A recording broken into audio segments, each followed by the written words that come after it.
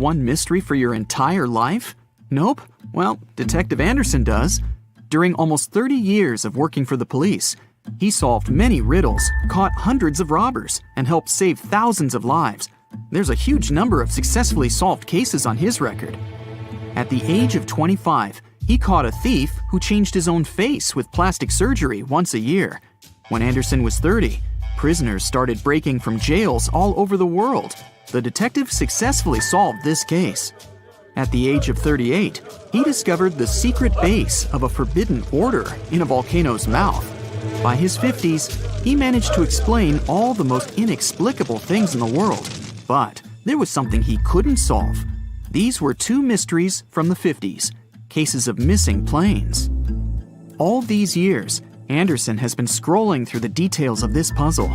Unfortunately, he was too young when this story began. All he had were guesses and notes. But today, a sudden thought struck him. For the first time in many years, he felt that he could finally solve this mystery. But to do this, he had to immerse himself in this story again. So he opened the closet and pulled out two old magazines with detailed articles about these incidents. The first one happened in the summer of 1955. July 1st, PanAm Flight 914 was about to depart from New York Airport with 61 people on board. The plane model was a Douglas DC-4. It differed from modern aircraft, having giant propellers instead of turbines. So, all passengers fastened their seatbelts. The plane started taxiing down the runway, sped up, and took off. It went high into the sky and out of sight. Its destination was Florida. The flight time would be 3 hours.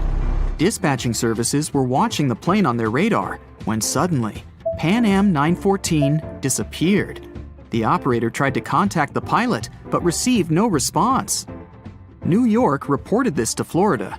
They said they couldn't see the plane either. Usually, pilots notify via radio if a plane crashes or gets into a storm. But this time, just nothing. After several unsuccessful attempts to establish the connection, they deployed large-scale search operations. Communication with the plane was interrupted when it was flying over the Atlantic Ocean.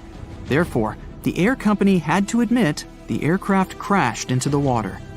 But this version had no proof. When planes fall that way, rescuers find floating debris.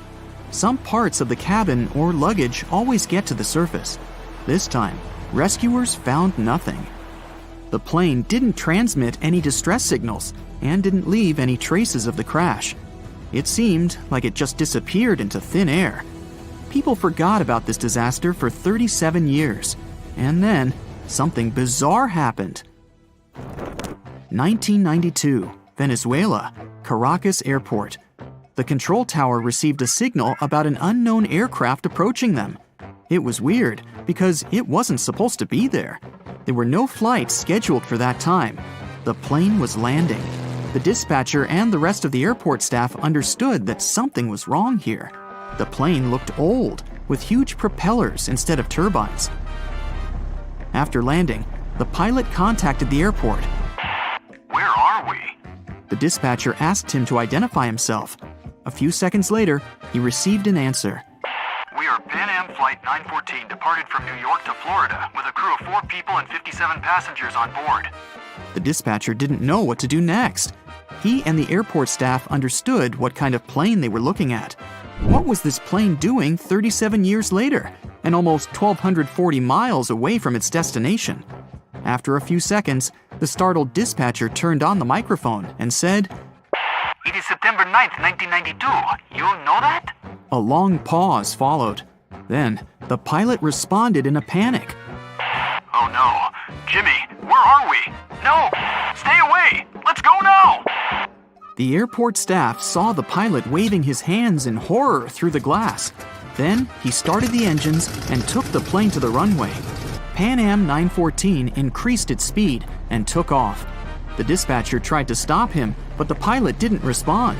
The plane disappeared into the sky, and no one else had heard of it since that day.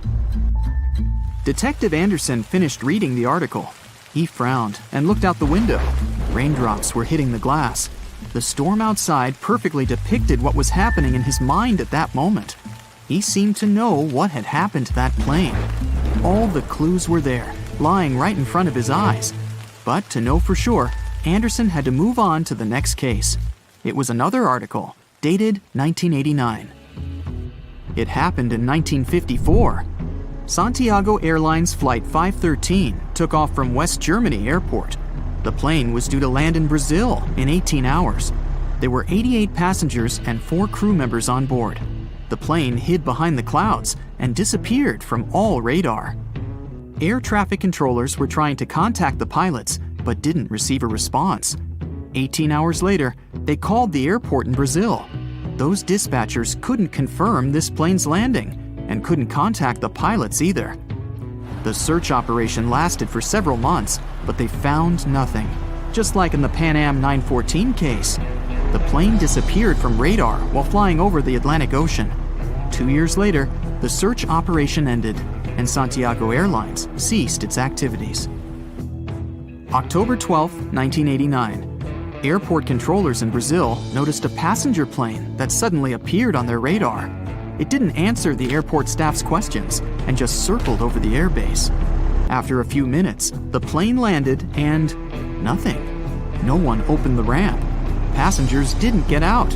Pilots didn't respond. The aircraft was in perfect condition. One of the dispatchers realized that this was the missing Santiago Airlines Flight 513 that had been considered lost for 35 years. Airport staff approached the plane and opened the doors. What they saw there terrified them. The police, customs staff, doctors, detectives, and other airport staff members gathered around the plane. No one knew what to do next. There was no living person on board who could tell the truth. The plane disappeared in 1954 and appeared 35 years later in perfect condition without any damage. So far, no one has figured out what happened. Detective Anderson noticed the stories were very similar.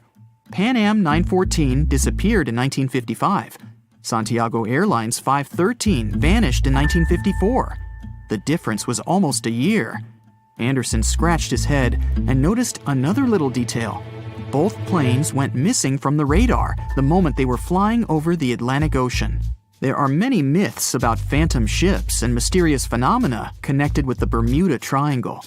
Detective Anderson knew these tales, but these 2 missing planes puzzled him. He looked at 2 articles and understood everything. Exactly! The solution was there, right in front of his eyes. Both stories were written in the same newspaper. There was no real dispatcher who communicated with the planes. Nothing was known about the passengers. No newspapers except this one published news about these missing aircraft. It seemed they just took the same story and changed the dates, locations, and names of flights. Yes, the case was solved. It was all fake. The rain stopped. Detective Anderson looked out the window and heard the sound of a passing train. He remembered another weird and fake story. A story about a phantom train. It took place in Italy in 1911. 100 passengers boarded the train of the Zanetti Railway Company. It went through the picturesque mountainous area, got into a mountain tunnel, and disappeared. No one else had seen the train since then. All the passengers were lost, but not for long. They appeared in the past. There were records dated 1845. One unknown doctor from Mexico City wrote about 100 Italians who appeared in the city from nowhere. They were all dressed strangely and talked about one mysterious train. This was a completely made-up story. There was no proof or records about this train and the people who got into the past. A loud sound interrupted his thoughts. Detective Anderson picked up the phone. He was silently listening to the person on the other end of the line. A minute later, he answered, "Yes." The detective put the phone down. It was a new mystery for him. In the Sahara Desert, the locals noticed a huge ship lost in the South Pacific 27 years ago. There was no crew on board, no cargo, and no flags. No one knew how it appeared among the sand, but wet mud formed around it because of moisture. It seemed like the ship had just teleported there from the water. Perfect! No fakes this time. Detective Anderson put on his hat and left the office. But this story is for another video. A plane with no identification marks is approaching the coast of Indonesia. It's not the most peaceful of times, and the flight operator is alarmed. 2 fighter jets take to the sky, about to take down the unidentified plane. It's all about to end in a disaster, when the fighters notice one strange detail. December 1st, 1941. Captain of a Boeing 314, Robert Ford and his team are preparing for one of the longest flights on one of the biggest planes in the world. The Boeing 314 Clipper California is a high-capacity seaplane. It has no landing gear, so it can only land on water. Its length is 100 feet, and its wingspan is 150 feet. This is more than a 6-story building, and on board this plane, there is a restaurant, resting areas, and even a room with a bed. Despite its size, the Clipper California can stay in the air for more than 18 hours. Captain Ford doesn't suspect what is awaiting him ahead. He gets on the plane. Their flight is bound from San Francisco to Auckland, New Zealand. The first stop is Los Angeles. There's no problem with this. The next stop is Pearl Harbor. The flight is going fine. December 7th, 1941. It's been 3 days since the plane left Pearl Harbor. The last final step of the journey remains: flight to New Zealand. At this moment, Captain Ford receives an order to return the plane to the nearest Allied base. The way back is closed, so the plane continues to fly to Auckland. The Clipper lands safely at the Auckland airport and receives an order that seems impossible. Robert Ford and his team must paint over all the registration and identification marks on the plane and deliver it to LaGuardia, New York. Then, fly across the world. This is an uncharted route with a length of 23,000 miles. In the entire history of aviation at this time, no one has flown such a distance. The team doesn't have maps or modern navigation devices. They don't know the lands they will fly over. They don't know who they may meet on their way and at which airports they will land. They must maintain and repair the plane themselves, extract fuel, and plot the route. At the same time, they have almost no money. Immediately after receiving the order, the team goes to the Auckland Library. They study all the atlases and maps to create a detailed flight plan. First, they need to get to Australia, then fly to Africa along the coast of Asia, and then they should go to the US. The crew paint all over the signs on the plane and prepare for takeoff. Fortunately, before the start, one banker finds about their situation and gives them $500. The plane takes off. The team didn't notice they forgot to paint over the American flag. In a few days, it will save their lives. Before Australia, they fly to New Caledonia to evacuate a group of people from there and deliver them to Australia. The operation is successful. In Australia, the team needs to refuel the plane. They don't find special transport for Clipper services at that airport, so the crew themselves transport 800 cans of gasoline. And here's an important detail. The Boeing 314 doesn't use conventional fuel. It needs to be filled with special high-octane aviation gasoline. Early in the morning, the Clipper takes off and heads to Indonesia. The flight is going fine. They are approaching the airport. Meanwhile, the captain of the base where the Clipper is supposed to land notices an unidentified plane. He doesn't know who's flying it and from where. No one warned him about it. It may be an enemy plane. 2 fighter jets take to the sky. They are approaching the Clipper and don't see any identification marks on its body. The pilots are about to attack, but at that moment, they notice an American flag. If Robert Ford hadn't forgotten to paint it over, then everything would have ended badly for him and his crew. The fighters allow landing. The Clipper lands on the water. A boat floats towards it to meet the plane's crew, but stops. It turns out the plane landed on a place filled with sea mines, so the boat doesn't dare to sail there. The Clipper approaches the port and miraculously avoids contact with mines. Robert Ford and the crew of the plane are well met. They are going too quickly to rest and hit the road. But then, a big problem surfaces. The plane is running out of fuel, and at that naval base, there is only ordinary automobile gas. Nobody knows if the plane engine is going to go with it. It may burn out or stop working altogether, but there's no choice. They fill the tanks with ordinary fuel. Captain decides to take off using the remnants of aviation fuel, and during the flight, they switch to tanks with ordinary gasoline. When this happens, the plane's engine begins to clap and rattle, but after a while, it calms down. The flight continues. For 19 hours, they fly on dangerous fuel. Their next stop is Ceylon. The sky is covered with clouds. the pilot doesn't see the coast in the airport, so he decides to lower the plane below the clouds. They fly at an altitude of 300 feet above the surface of the sea and notice a huge whale ahead. The plane flies closer, and it turns out it's not a whale. It's an enemy ship. The Clipper begins to gain altitude to hide back into the clouds. Finally, they are again surrounded by a white veil. The booms and blasts are heard behind and below the plane. The Clipper's flying with zero visibility for 60 minutes. Finally, the clouds are clearing and they see the port of Ceylon. The team makes a short stopover and proceeds with its journey. As soon as the plane takes off, one of the engines explodes. Fortunately, they didn't have time to fly far from the port, so they successfully landed the plane on the water and repaired the engine. The Clipper continues its mission. Now, Robert Ford's team flies mainly over land. This is very risky, since the aircraft doesn't have landing gear and it can't safely land on solid ground. Finally, they get to the Congo.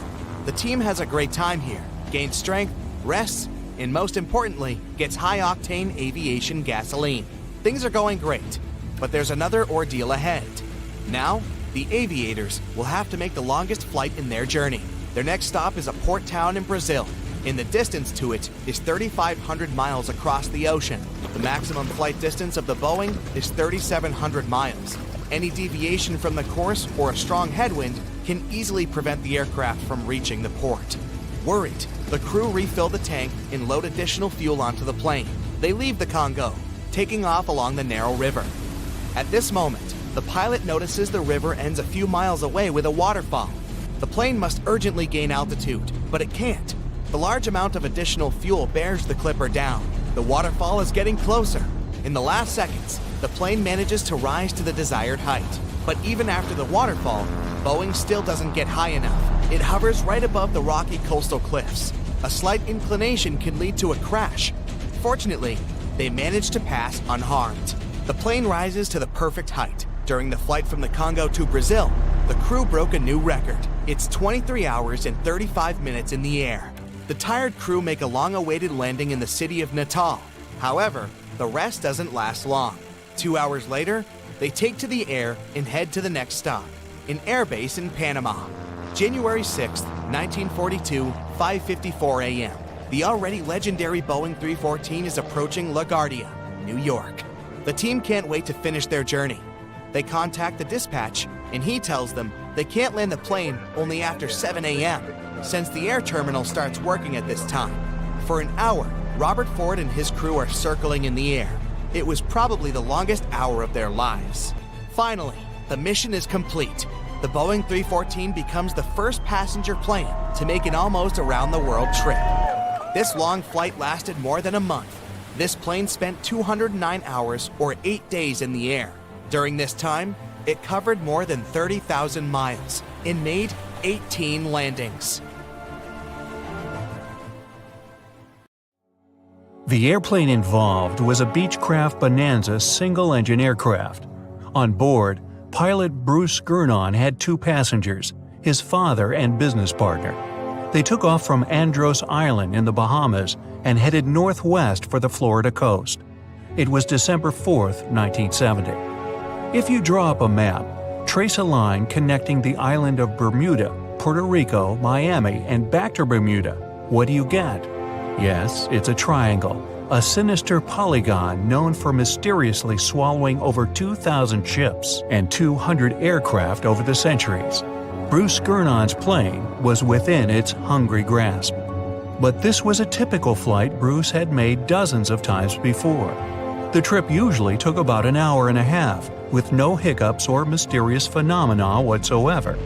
The men were no more concerned than you would be during your daily commute to work.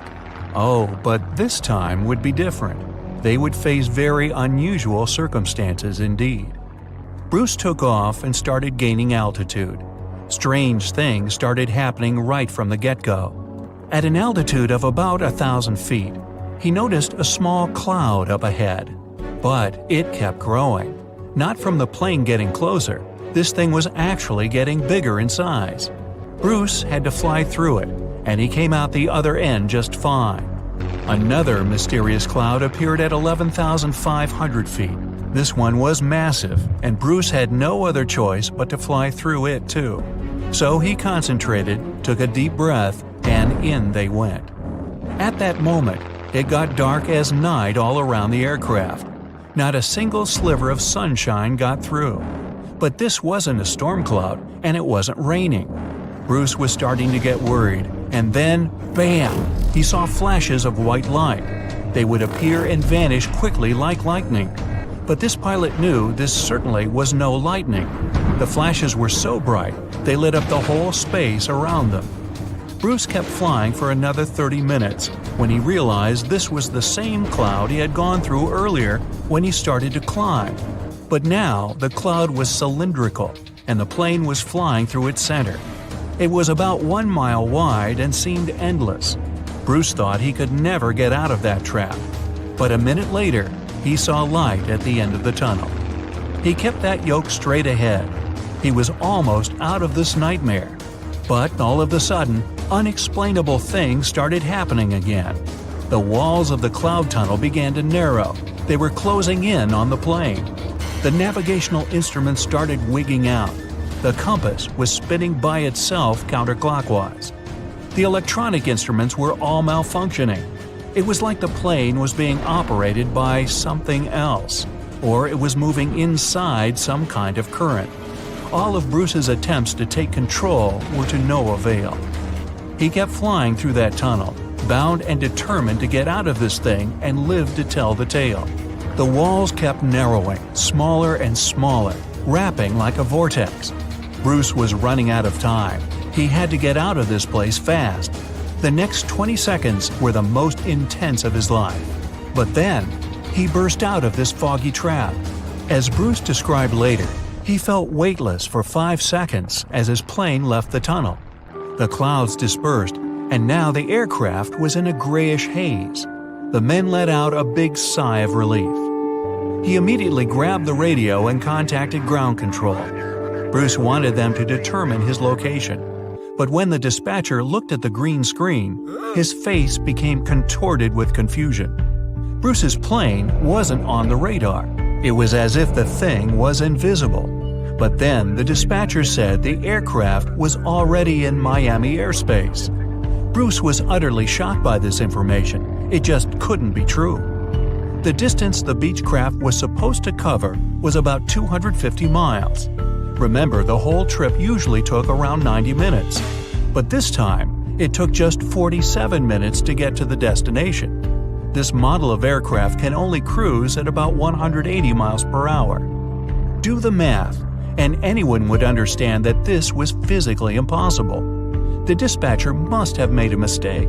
But when the clouds parted, Bruce saw that he really was over Miami. The plane landed safely, and it was time to try and solve this mystery. So what happened on that flight? Bruce checked the remaining fuel and his watch. After a short calculation, he was only more confused. The plane hadn't gone through the amount of fuel it should have. Bruce couldn't have been wrong. He was a very experienced pilot. By his early 20s, he already had 600 hours of flight under his belt. And he was all too familiar with this airspace he'd flown countless times.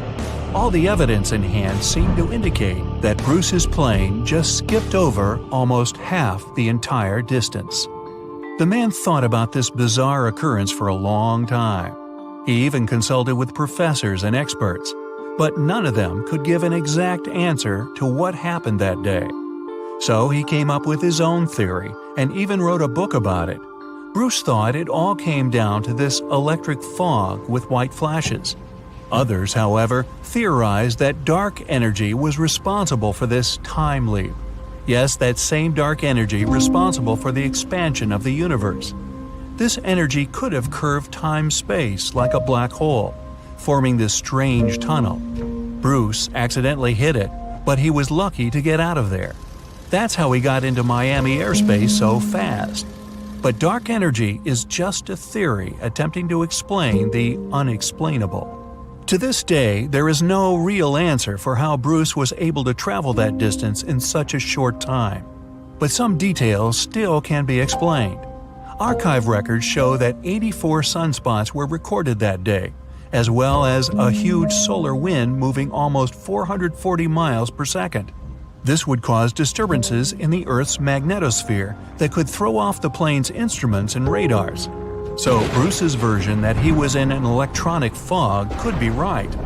And about these weird clouds. The thing is, they're pretty commonplace things in this area. Zones with low and high pressure are constantly colliding there. The result? Storm clouds. Perhaps that cloud growing before Bruce's eyes was simply two massive air currents crashing into each other. But so far, no one has been able to explain how the plane got to Miami so fast. Well, maybe in the future the truth will be revealed. In the meantime, it remains another mysterious riddle of the Bermuda Triangle. But it's still by far not the most shocking incident there. In 1945, a total of 5 planes went missing in the Bermuda Triangle all at once. On December 5th, some Navy student pilots were training in the area. The day's lesson? Navigation. Ironically enough, they couldn't find their way back to the base and got lost. Many people assume they ran out of fuel. This is likely to have caused the incident, but the circumstances were very strange. The students were under the supervision of an experienced lieutenant who had 2,500 flight hours. He would never let a bunch of newbies go so far that they'd get lost. The incident was called Flight 19. Even now, there's a debate about how it could have happened. 3 years later, a passenger jet headed to Miami from Puerto Rico disappeared in the same area. There were 29 passengers and 3 crew members on board. The weather was clear throughout the flight.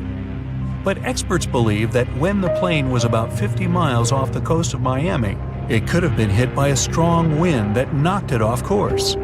Years later, divers found a similar-looking plane in the waters. But since it was lacking certain details and registrations, no one could confirm that it was the missing Miami-bound aircraft. The next month, in January 1948, another plane went missing in Bermuda. 25 passengers and 6 crew members just vanished somewhere between Azores and Bermuda.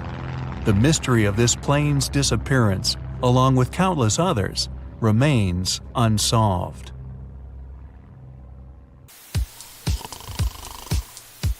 Have you ever watched an action-packed Hollywood film where an airplane gets a hole in its side and everyone starts freaking out? Stuff starts flying all over the place and people are barely staying in their seats. Well, in real life, a small hole in the plane's body isn't going to cause that much drama. However, I have an incredible story to tell you about a pilot who actually managed to land a plane with half of its roof missing. Can you believe it? Make sure your seatbelt is fastened because this one is going to be a wild ride. On April 28, 1988, a Boeing 737 owned by Aloha Airlines took off from Hilo International Airport en route to Honolulu. Before this flight, the plane had already flown 3 short trips from Honolulu to Hilo, Maui, and Kauai. Everything was chill that day, and the weather was nice and calm. It looked like smooth sailing all the way. The captain of the flight was Robert Schornsteimer, and the co-pilot was Madeline Tompkins, both experienced pilots with thousands of flight hours in the Boeing 737. Bright and early that morning, before taking off from Honolulu, Madeline did the regular pre-flight inspection and said that everything was good to go. At 11 a.m., they took off from Honolulu and went to Maui, then Hilo. When they got to Hilo, they didn't leave the cockpit or check the plane from the outside. It wasn't a requirement, so why bother?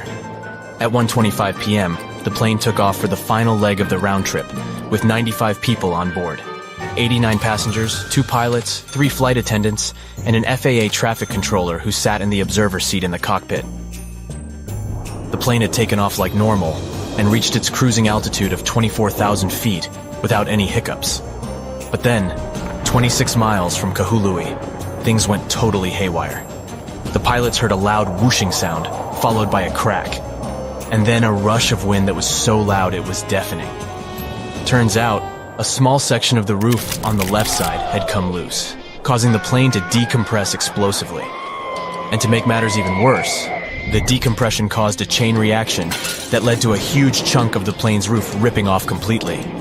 That missing part was a massive 18.5 feet long and was part of the skin that covered the plane from the cockpit all the way back to the forewing area. The pilots didn't have a clue what was going on when the disaster struck. The first officer, who was the one in charge of the plane at that time, suddenly felt her head snap back, and then she saw a bunch of gray insulation and debris flying around the cockpit like it was a tornado.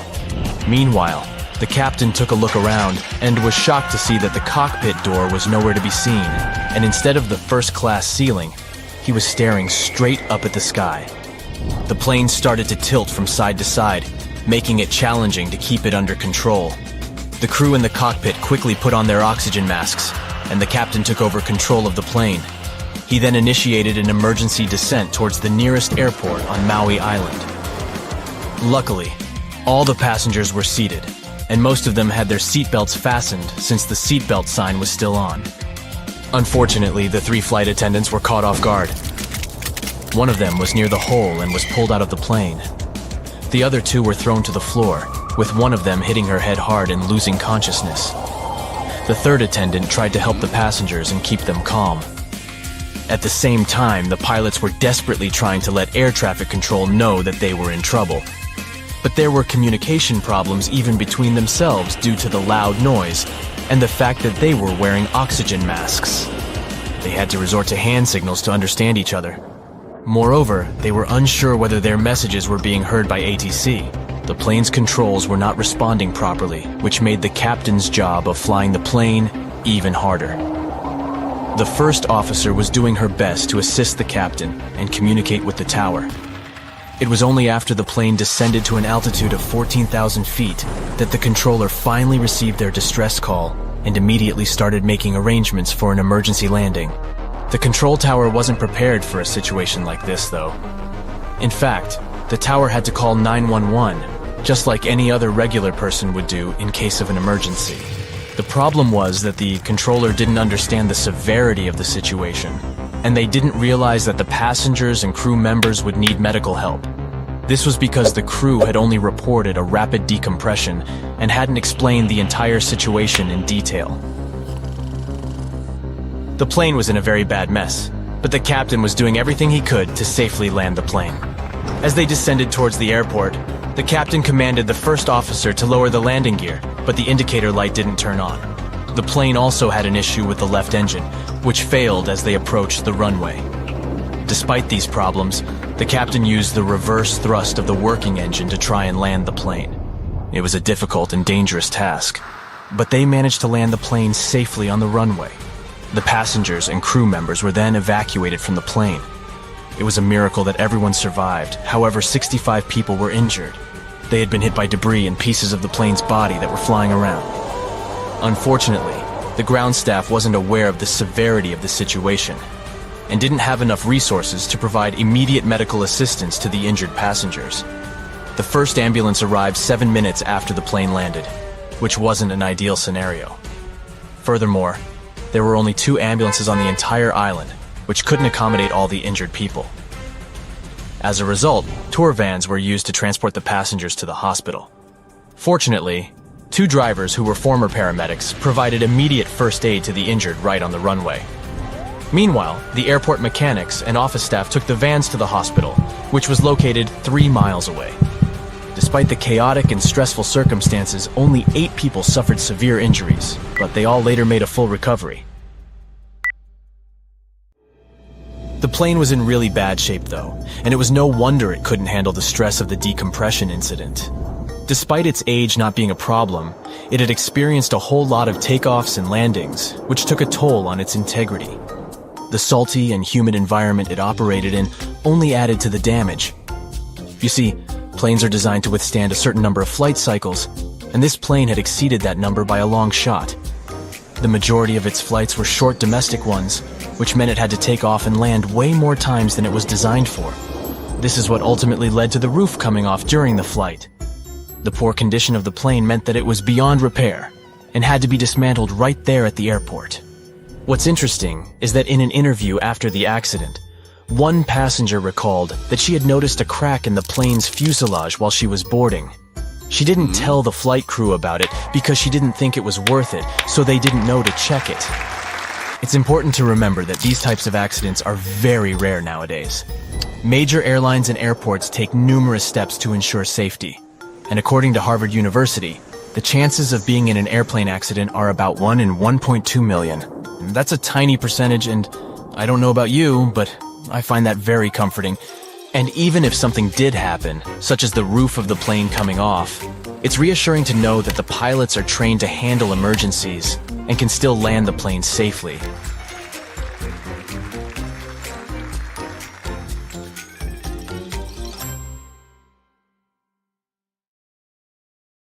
It was Friday, February 19, 1937.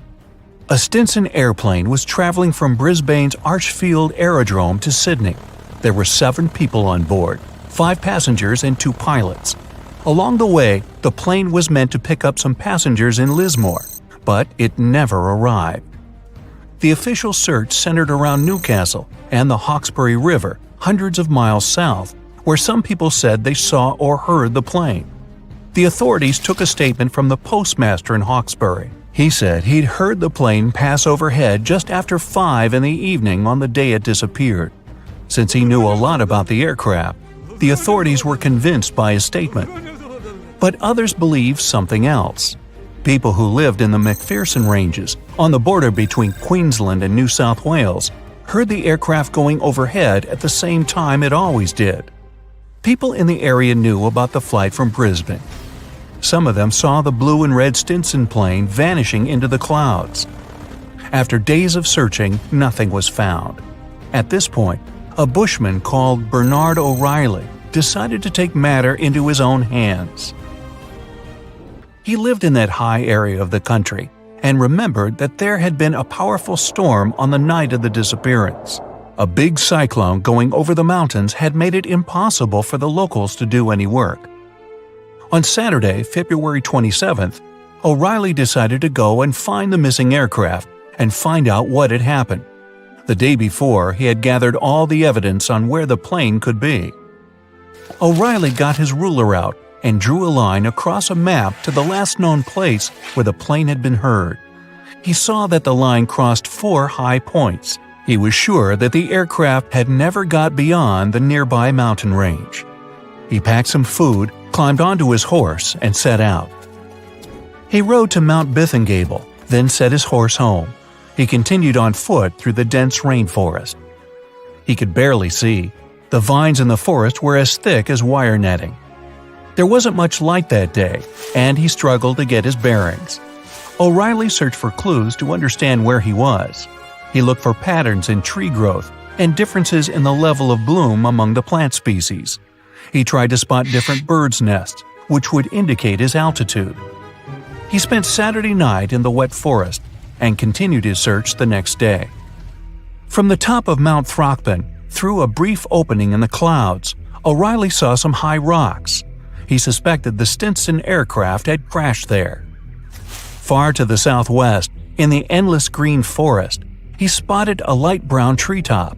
This was an unnatural color for the late summer and seemed out of place. Fires happen rarely in the rainforest, but lightning strikes were possible. Could it just be a coincidence? Judging by his map, the tree was 8 miles away. O'Reilly pushed through the forest to reach it. When he was 3 miles away from the spot, he heard 2 voices calling out cooeys. This is a shout-out used by the Australian bush to attract attention, find missing people, or indicate someone's location.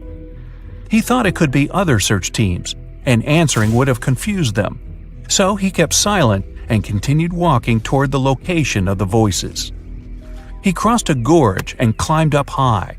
He called out to see if anyone was there, but still got no reply.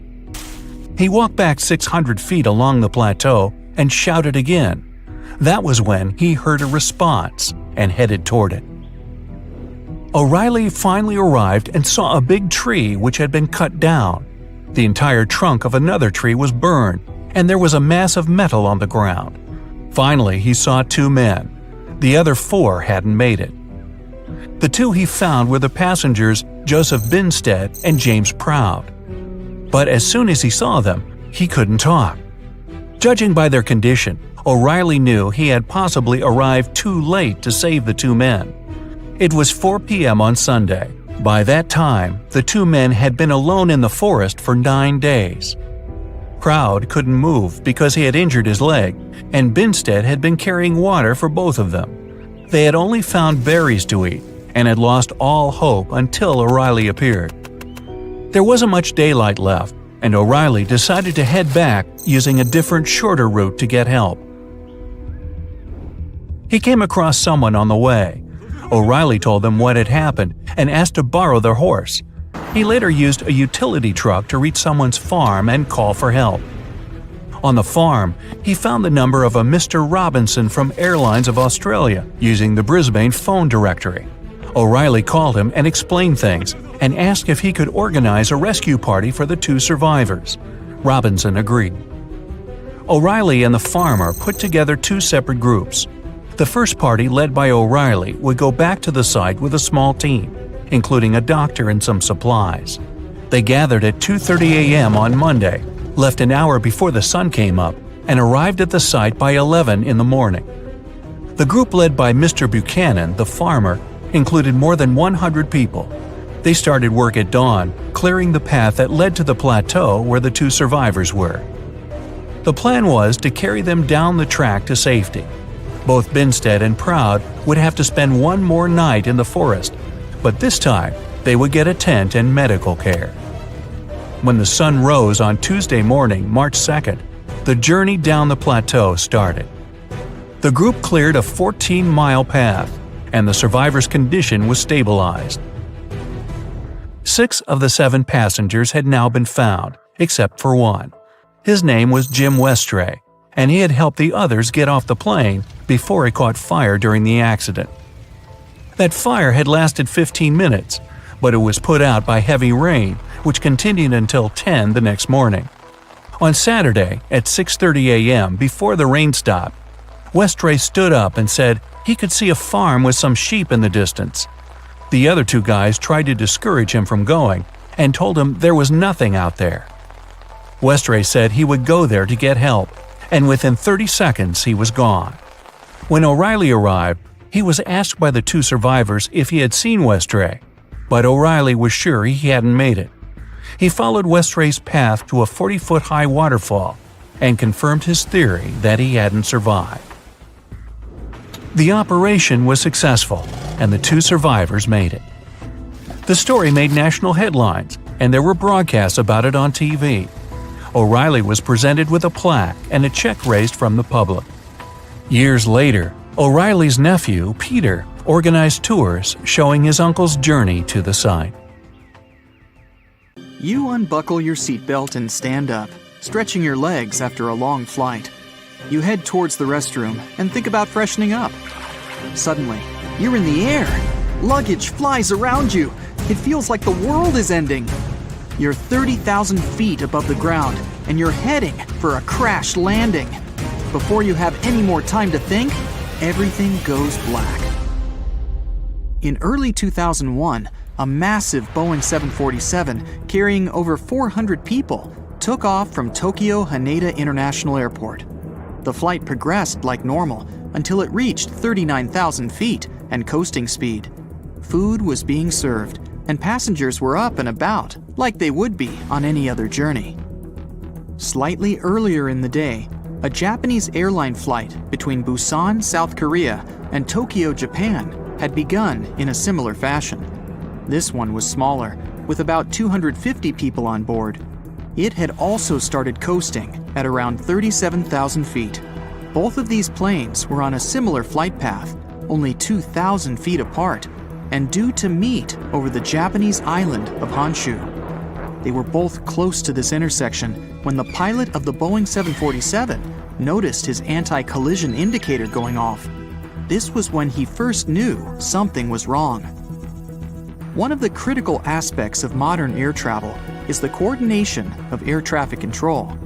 Every flight is monitored, and pilots are advised if anything goes wrong. The entire point of air traffic control is to organize flights so well that collisions are impossible. Every modern plane is built with collision monitors, but they are never supposed to be used because of this. While the anti-collision indicators buzzed, 26-year-old trainee Hideki Hachitani was sitting behind the radars at the control tower, monitoring both flights. The stress of having to oversee more than 10 planes was overwhelming him. This isn't surprising, given that he wasn't even certified to operate by himself without supervision. When he noticed the potential collision, he rushed to prevent a disaster. He quickly contacted the flight from Busan that was cruising at 37,000 feet and told them to dip lower, trying to create a bigger gap between the planes. In his rush, though, Hachitani had made a terrible mistake. He had contacted the wrong plane. Instead of telling the Boeing 747 to reduce its altitude, the pilot of the other plane followed Hachitani's instructions and lowered from 39,000 feet to 37,000 feet, the exact same height as the 747. Both planes sped toward each other at 500 miles per hour on a collision course. Hachitani was beginning to panic now. When he noticed that the flight from Busan hadn't descended, he quickly instructed it to turn right. The pilot had, of course, failed to follow the instructions given because they'd been sent to the wrong plane. For an unknown reason, the instruction to turn right failed to reach anyone at all this time. The communications from air traffic control were failing, and the pilots didn't have any idea of how much danger they were in. When seeing Hachitani panicking behind the control panel, his supervisor rushed to the scene and took control of the situation. She contacted the flight from Busan and now told it to climb up. Amazingly, when she did this, she gave the order to a flight that wasn't even operating that day. Both of the flights ignored her because they didn't know that the message was intended for them. The Boeing pilot was at least aware that there was another plane close by, but his faith in air traffic control would have comforted him. Surely, if anything was badly wrong, someone would send him more instructions? At this point, the crash was beginning to look inevitable. For the passengers on the flights, though, everything would have seemed to be normal. They might have been eating some snacks, stretching their legs, or maybe waiting in line for the toilet, completely unaware that they were on course to fly straight into another plane.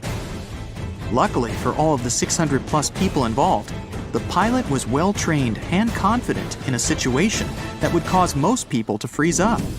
Through his windscreen, he saw something that no pilot should ever see: another plane heading directly for him. With cat-like reflexes and remarkable composure, the Boeing pilot gripped the throttle and steered the plane down as low as he could for the seconds he had before the collision. The Boeing flew straight underneath the other flight. Imagine being a pilot and seeing the ground in front of you instead of the sky. They both made it out intact. This man had saved the lives of more than 600 people. That isn't to say that everyone got out without a scratch.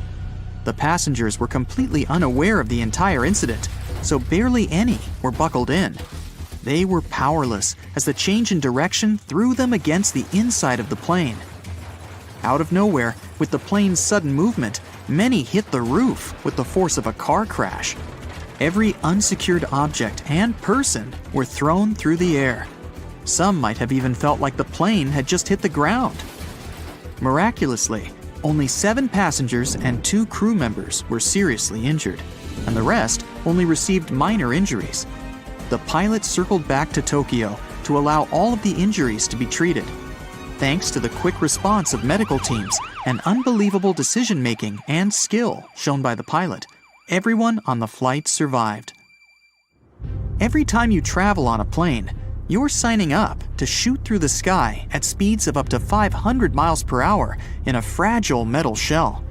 You're surrounded by enormous, dangerous motors, 6 or 7 miles above the ground. Surely there's no way you'd survive if the plane itself started to fail. The Hudson Bay landing shows that skilled pilots can overcome seemingly insurmountable odds. On January 15, 2009, Flight 1549 was set to fly from New York to North Carolina.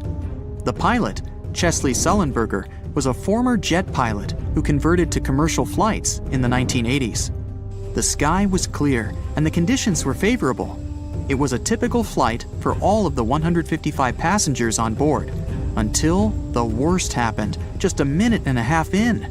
As the plane climbed to 3,000 feet, they hit a flock of Canada geese. They hit the entire plane, but most importantly, some geese got caught in both engines. When Sullenberger realized that his engines were failing, he contacted air traffic control. They ordered him to land back at the airport, but he realized that it was impossible. With failing engines and no clear runway to land on, he had to take control of the situation to save the lives of everyone on board.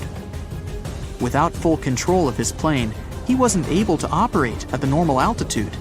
He flew so low that he passed over the George Washington Bridge at only 900 feet. The people on the bridge were terrified to see the plane so close, but they had no idea how bad things were on board.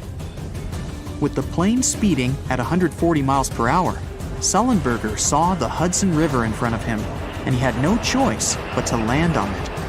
Everyone in the control tower was shocked to hear what he had to do, but there was no other option. Landing on a runway is one thing, but commercial pilots aren't trained to land in a river.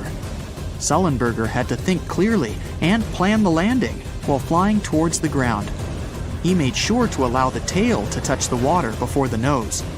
Landing nose first would compromise the engines further and cause even more damage.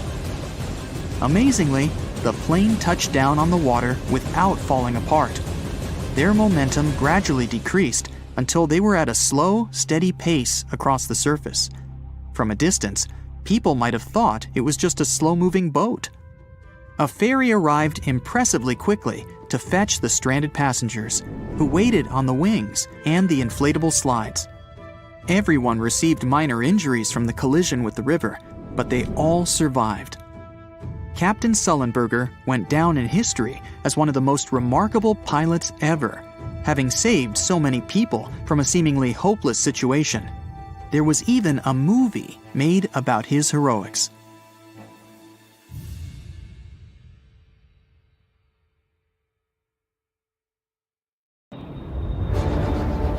The plane had been in the air for a mere 25 seconds when the pilots noticed weird noises and bizarre vibrations. They tried several ways to improve the situation, but nothing worked. The engine surges continued, and just over a minute into the flight, when the plane reached 3,000 feet, both engines failed. First the right one, 2 seconds later the left one. The pilots decided to return to the airport they had just left. At the same time, they tried to restart the engines. Nothing seemed to work. The flight crew made a decision to pitch the plane down and then level it off. Perhaps it could help them gain some speed for the glide. But soon, they realized they wouldn't make it to the airport. Was the plane going to crash? That's when the miracle at Gottrora occurred. The morning before the flight started as usual. Regular pre-flight procedures, good weather. The members of the flight crew were experienced pilots. A 44-year-old Danish captain with over 8,000 flight hours under his belt, and a 34-year-old first officer from Sweden with 3,000 hours. So, what could go wrong? The plane itself was almost brand new. It was a McDonnell Douglas MD-81 nicknamed Dana Viking. It made its first flight on March 16, 1991. By that fateful day, the aircraft had been in service for a mere 9 months. There were 122 passengers and 7 crew members on board. Flight 751 Scandinavian Airlines was a scheduled flight from Stockholm, Sweden to Warsaw, Poland. On the way, the plane was supposed to make a stop in Copenhagen, Denmark. The aircraft took off from Stockholm according to its schedule at 8:47 a.m. local time. But by that point, the people inside had already been doomed, all because of a terrible sequence of events before the departure. It started the night before. The plane arrived at Stockholm Airport after a flight from Zurich. It was 10:09 p.m. The aircraft spent the night at the gate outside. It was cold. The temperatures dropped to 34 degrees Fahrenheit, just above freezing. What made the situation even worse was that almost 6,000 pounds of freezing cold fuel, chilled during the night, still remained in the tanks located in the wings. The fuel was so cold because the plane had been flying at the cruising altitude, where the air temperature outside the cabin varied from -61 to -80 degrees. The flight from Zurich lasted around 1 hour and 40 minutes. Soon after midnight, a flight technician came to check on the aircraft. The man had to remove some slush from the landing gear, otherwise he wouldn't be able to examine it. At around 2 a.m., when he was leaving, he noticed some ice covering the upper part of the wings. By the morning, the situation had become even dire. A layer of clear, almost invisible ice had formed on the tops of the wings. The plane had to leave the gate at around 8:30 a.m. An hour before the departure, the mechanic responsible for the plane noticed that some ice covered the underside of the wings. He decided to make sure there was no ice on the tops of the wings. He climbed a ladder and put one knee on the wing. Then he bent forward to touch the front part of the wing. There was no ice, just some slush. The mechanic decided to make sure everything was fine with the air inlet of one of the engines. He didn't find anything abnormal. Soon after that, the personnel used more than 220 gallons of de-icing fuel to remove ice from the plane. The mechanic consulted with the captain of the aircraft and ordered the staff to de-ice the underside of the wings as well. After all, he had seen some ice there. But no one thought to double-check if there was clear ice on the tops of the wings. After they had finished the procedure, the mechanic reported to the captain, "We're done here. De-icing finished. There was a lot of snow and ice, but everything's clear now." The captain thanked the mechanic and carried on with the pre-flight procedures. The plane taxied to the runway. Its engine's anti-ice systems were switched on and didn't show any malfunction. But several passengers later claimed they had seen ice sliding off the upper side of the wings while the plane had been taking off. And still, the plane left the ground and headed for Stockholm as usual. But shortly after the takeoff, several pieces of the overlooked ice broke off. At full speed, they slammed into the fans of the engines near the tail on both sides of the plane, ruining the blades. It led to a series of surges, and the rest is history. Meanwhile, somewhere in the cabin, Scandinavian Airlines flight captain Per Holmberg, who was on board as a passenger, noticed something was amiss. At first, he informed the flight attendant sitting in the rear jump seat that the right engine was surging. She tried to contact the flight crew, unsuccessfully. Then, the ununiformed captain rushed to the cockpit and asked if he could help the pilots. The first officer gave him the emergency checklist, and the captain asked him to start the auxiliary power unit, a small gas turbine in the tail of the plane. Holmberg's advice and help were invaluable, but was it enough to save the plane and the people inside? When the plane emerged from the cloud cover at an altitude of 890 feet, the pilots realized they wouldn't have enough time to make it back to the airport. An immediate emergency landing was unavoidable. The assisting captain passed the order to the cabin crew, and they started preparing the passengers. There was a large field to the north of the plane, but the captain realized they didn't have enough time to reach it. So he chose a much smaller field in a forested area in the direction of flight. It was not far from the village of Gottrora in upland Sweden. The plane was just 1,300 feet above the ground when the assisting captain started extending the flaps. At a height of 183 feet, the captain reported to Stockholm Control, "We're crashing to the ground." 7 seconds later, the plane hit several trees and lost a huge chunk of its right wing. By that time, the landing gear had already been extended and the speed had decreased to 139 miles per hour. Moments later, the plane's tail struck the ground and broke off. The aircraft kept sliding across the field, still at high speed.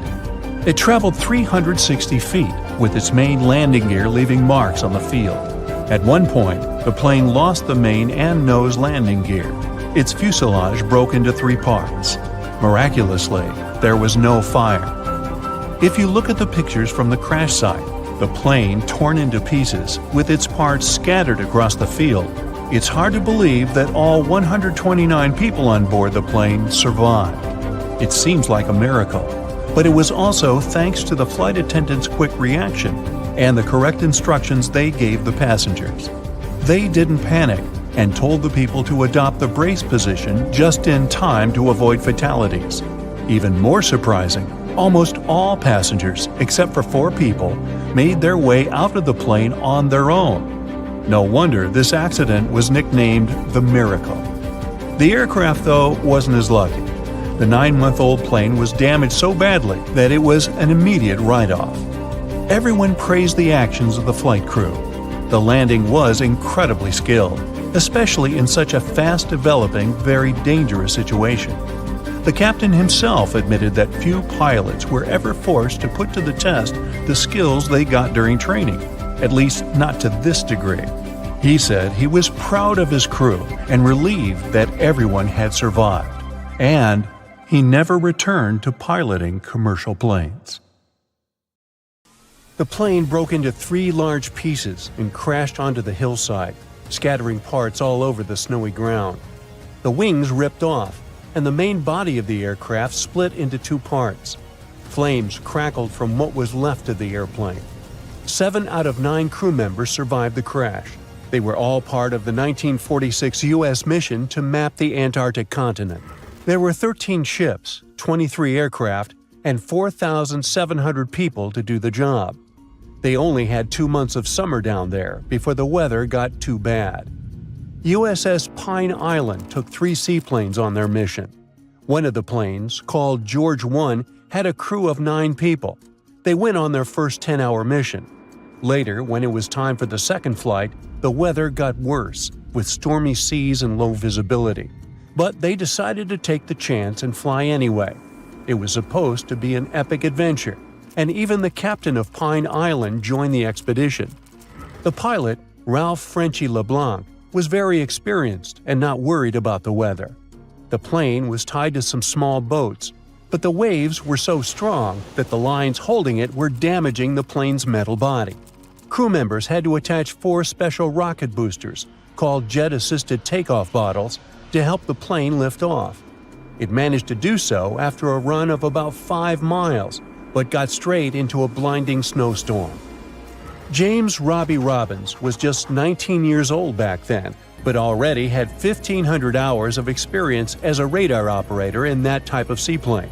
He once successfully flew 9 hours through thick fog and clouds in Greenland, so he trusted his abilities. The radar showed a mountain range 20 miles ahead and icebergs spread out, and it was all correct. They had to stay low to take photos for mapping, and it was impossible in bad weather. So the pilot decided to turn the plane around to head back to the ship. Suddenly, the plane hit something. At the time, they didn't know what it was, but later they realized it was a snow-covered ridge that was hidden and couldn't be seen on radar. The loud bang shocked everyone on board. The pilot and co-pilot quickly pushed the plane's controls to try to lift it back into the sky. But just a few seconds later, the fuel tank in the front of the plane blew up. Collapsing with a ridge likely cracked one of the fuel tanks, so the gas started to leak. The fumes from the gas might have been set on fire by an electrical spark or the plane's hot engines. The blast was so strong that it broke the plane into 3 parts. The pilot was hurt and stuck upside down in the burning front part of the aircraft. Some of the other men were also badly injured. Some crawled out of the wreckage, and others had been thrown out into the snow during the crash. Most of them couldn't even remember the bang or the impact. The crew managed to pull the trapped pilot out of the wreckage and put him into a sleeping bag inside the back part of the plane. They also tried to help Frederick Williams, who was severely injured.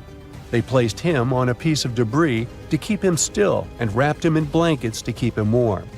Unfortunately, even though they did their best to take care of them, Williams passed away a few hours later.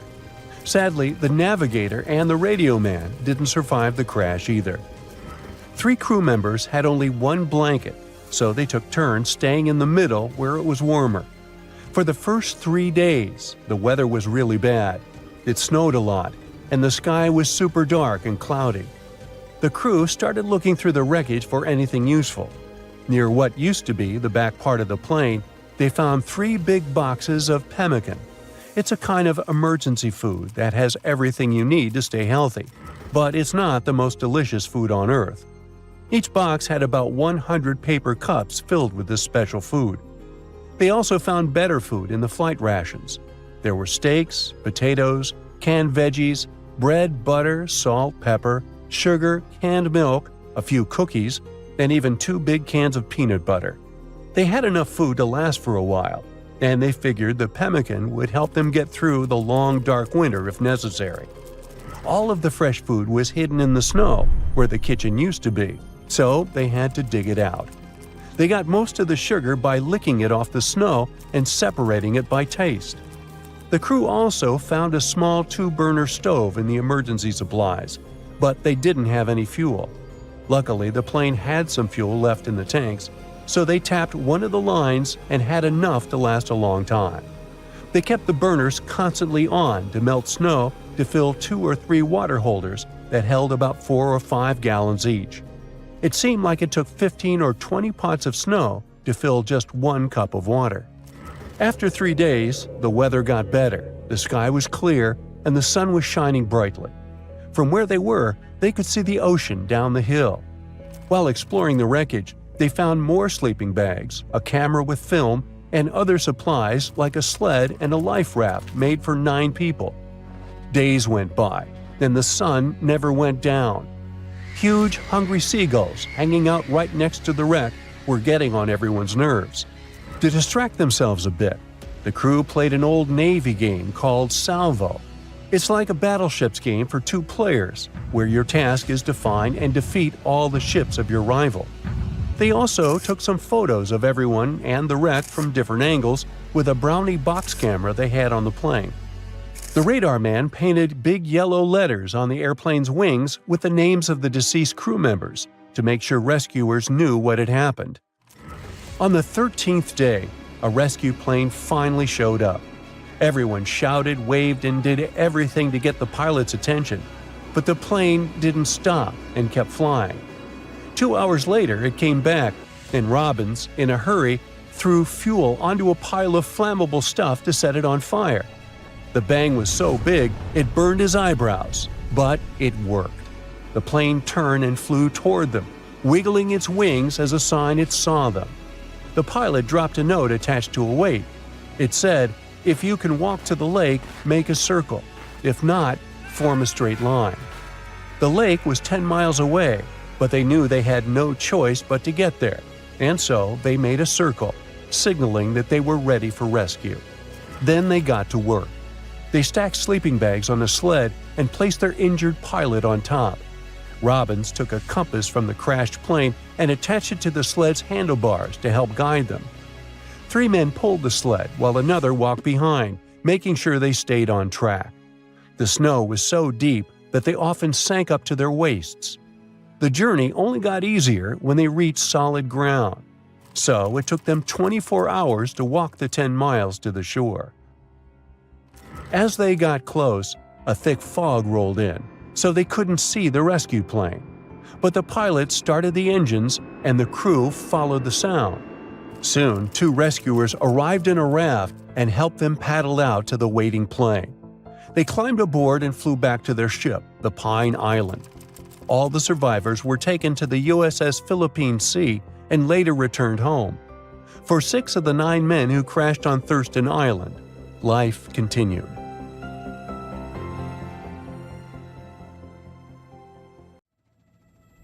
Hey, look at this stunning futuristic interior. It's a long studio room with a low ceiling, white walls, and windows overlooking the forest. And there's also a large panoramic window in the corner. You can easily invite hundreds of guests here, and they will all be impressed. So what, would you like to buy or rent this spot? Oh, there's another minor nuance. This house is an airplane. Unfortunately, you can only fly somewhere on it if you invest a couple of $1 million for repairs, but it's possible to live here. A resident of Oregon, Bruce Campbell, created this place. He turned a giant Boeing 727 into his home, where he spends about 6 months every year. Bruce installed 2 bathrooms and a shower, made a kitchen, and equipped this place with electricity. It has everything you need for a comfortable stay. But the most incredible thing is that you can create precisely the same house. To understand how to do this, let's look at Bruce's story. As a teenager, he was watching TV when he saw a report of an aircraft boneyard. These iron birds amazed him and inspired him to create a new home. Growing up, Bruce began to study electrical engineering and always remembered his teenage dream. In the 70s, he bought 10 acres of land in the woods near the town of Hillsboro, Oregon. This area is approximately equal to 8 football fields. After that, he began to look for a plane. In 1999, he hired a rescue company to help him find a Boeing. Soon, they found a 200-seat passenger aircraft in Greece. Since the plane was already out of order and no one would fly it, Bruce bought it for little money. It was just $100,000. The amount is small, considering that a new Boeing costs about $100 million. Airport staff removed the engine and fuel from the plane, disassembled it, and sent it to Oregon. After the logistics problems were solved and the plane ended up in the woods, Bruce began to turn it into a house. The repair work lasted several years. When everything was ready, the media found out about Bruce and made him a celebrity. He showed that even such gigantic things as an airplane could be recycled. Bruce invites anyone to his house to show that airplanes can be used for cheap housing. The advantages of such a house are that the airplane's outer layer can protect from cold, moisture, wind, and sun. Every year in the US, several hundred aircraft break down. People transport them to the aircraft boneyard, where these planes are waiting for repairs or turning into scrap metal. And many of them are in good condition. Another unusual house is located in Tokyo, Japan. It's definitely not your choice if you go to relax alone or think that home is a place where no one can bother you. Welcome to the transparent house. It looks pretty stylish. There are huge panoramic windows without curtains and no walls and doors between the rooms. There are a bunch of large shelves and ladders inside. You can climb, jump, and hang here. The height of the house is 3 floors. It looks like a modern urban tree house. This place is open to everyone. And now, take a look at the most fantastic tree house. Can you see it? No? No wonder. This house is almost invisible in the forest because of its mirrored surface. It's called Mirror Tree House and is located in Sweden. At night with the lights off, this small building completely merges with nature. Now turn on the lights in the windows and take a closer look. This is a stylish and modern building where anyone can spend the night. You need to pay for it though because it's a hotel. Here's another tree house. More precisely, it's a huge building built on several trees. It's called Minister's Tree House and is located in Crossville, Tennessee. It's considered to be the biggest tree house in the world. It's built from recycled wood. It occupies almost 5 floors in height and has several rooms. If elves lived in the forest, then this house would be their bank or the administration of the woods. Let's get down from the trees to the ground, more precisely, under the ground. It's not even a house, but a small town. And every building here is pretty unusual. You won't see this town from the outside. All houses, cafes, post offices, and other buildings are located in the pits from which pipes protrude, releasing steam. Welcome to Coober Pedy, Australia. Enter any house and see that there is ground instead of the usual walls and wallpaper. Such unusual architecture is because this place is the world's largest reserve of opal. Most of these minerals, which are sold all over the world, are mined in this city. Opal was first found in these lands in 1915. Since then, people have been coming here to search for precious stones. There are no mining companies here because it's impossible to determine large deposits of opal with the help of technology. Therefore, people mine it manually with picks and shovels. This work is quite long and difficult. So, the town residents rent a place where they dig and build a house. Spread your arms in different directions. That's the width of our next house. The distance from one wall to the other is less than the length of your body. It looks tiny, but people are happy to live here. Welcome to the Current House. The narrowest house in the world is located in Poland. On the streets of Warsaw, you will easily notice it. It's like it's stuck between two buildings. Everything is pretty cute and stylish inside. The white interior adds a feeling of extra space. The current house serves as a transit point for travel writers. If you're working on a book, this place will be a great source of inspiration for you. This house looks like something from another planet. It's called Robert Bruno's Steel House. It stands on 4 legs, has a strangely shaped window, and is made of metal. This strange house is located in Ransom Canyon, Texas. This is the creation of the sculptor Robert Bruno. He built it from the 70s until 2008. He used about 150 tons of blackened steel and made every detail by hand. Unfortunately, the sculptor passed away before he could complete his masterpiece. There's a toilet house in South Korea, close to Seoul. This big building looks like a giant toilet bowl. It's made of steel, white concrete, and glass. The purpose of this house is to promote the hygiene and sanitation of toilets. Many diseases are spread because of poor cleaning. Inside the toilet, you will find 2 guest rooms, 2 bedrooms, and 3 bathrooms. And to rent the whole building, you need to pay about $50,000. Looking at this house in one of the alleys of London, it may seem to you that the building is about to fall apart. The house was built in the 16th century and originally didn't look like this. But in 1687, the city council ordered the demolition of the building to free space for something else.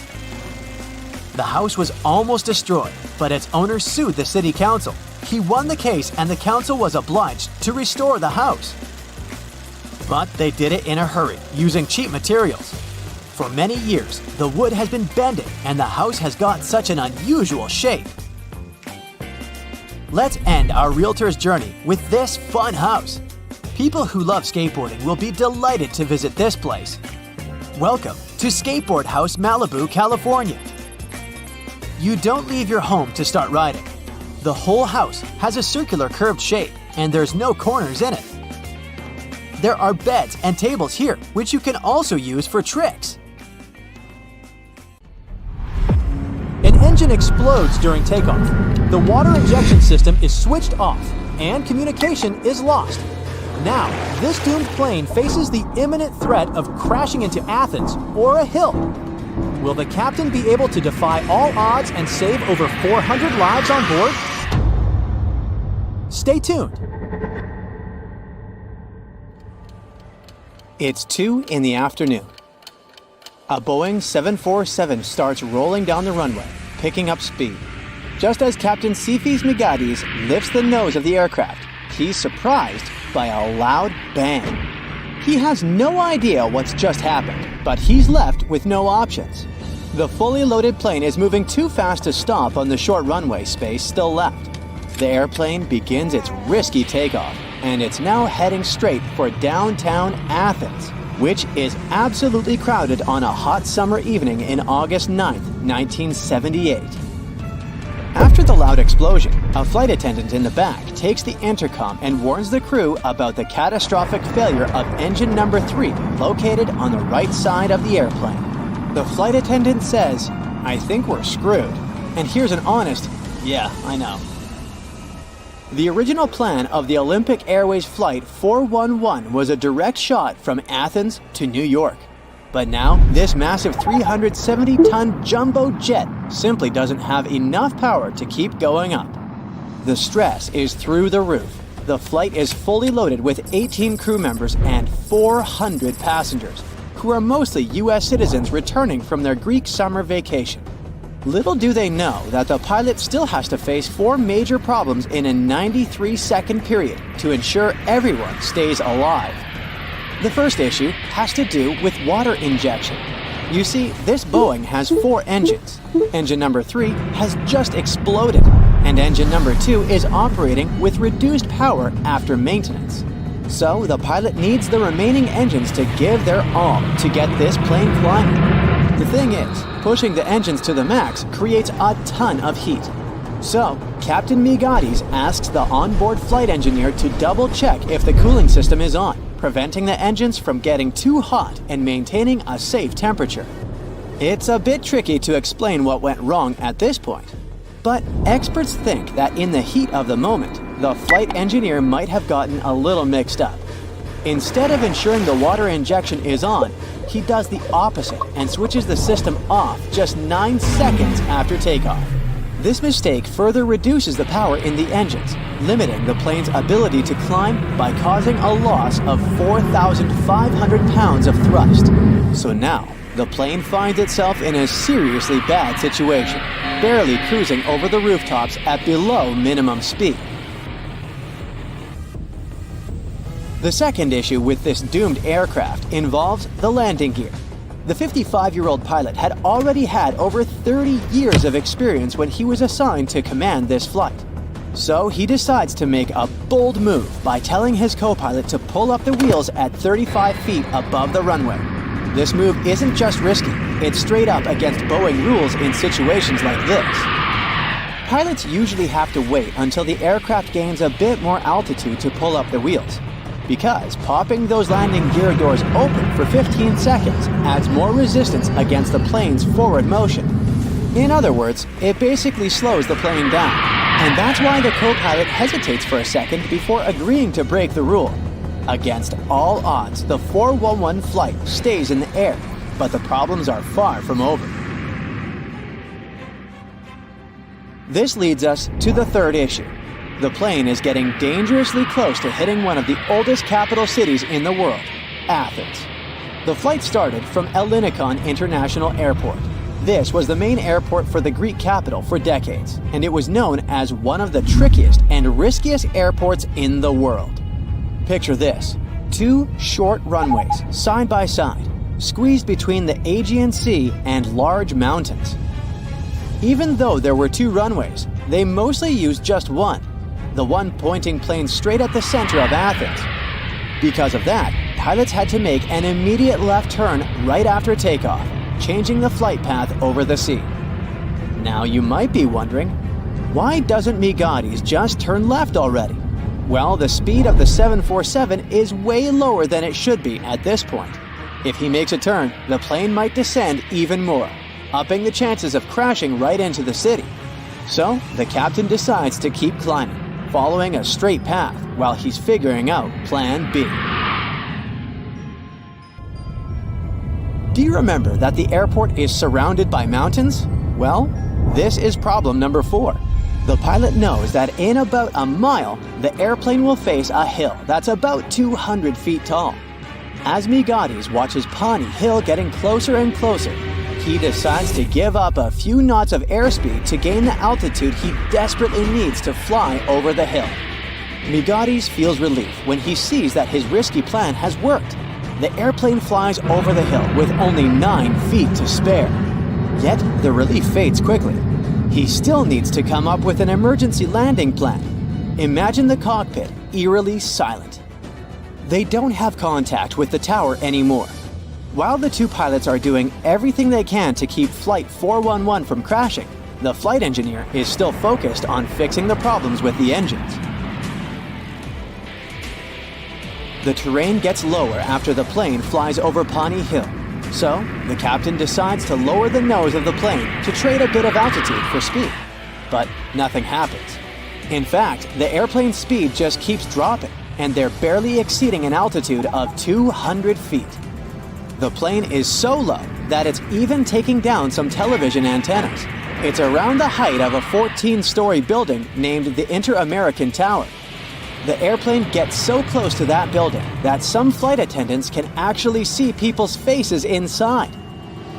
A happy ending seems unreal as the plane is approaching a catastrophic collision with Mount Aigaleo, which is over 1,500 feet high.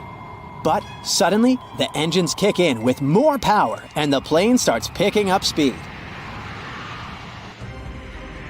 Some specialists believe the acceleration was due to the combination of 3 things.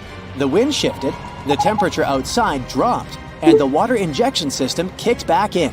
And the good news is that with more power in the engines, the pilot successfully gains altitude. By 2:05, Migatis managed to turn left, avoiding a collision with Mount Aigaleo. The plane is heading towards the ocean. It keeps flying for over 30 minutes to dump fuel. The idea is to make the aircraft lighter before landing, as it's loaded with 160 tons of fuel needed for the transatlantic flight. After that, the captain brings the aircraft back to the same runway from which they took off, and they land safely at Alinicon Airport. Everyone on board is safe, not a scratch on them, all thanks to this pilot who bravely broke the rules to save his crew and passengers. Now, picture the wild applause on the ground, and Migatis' daughters eagerly waiting for their father as he exits the plane.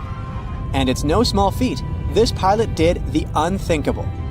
To put it in perspective, every Boeing simulation of this same flight ended in a crash. Migatis' impressive achievement led Olympic Airways to modify some of its procedures, and Boeing began to include a review of this case in its training curriculum. Now, you might be thinking that Migatis was traumatized after this accident and never wanted to board an aircraft again. But nope. Remember, we're talking about a real hero.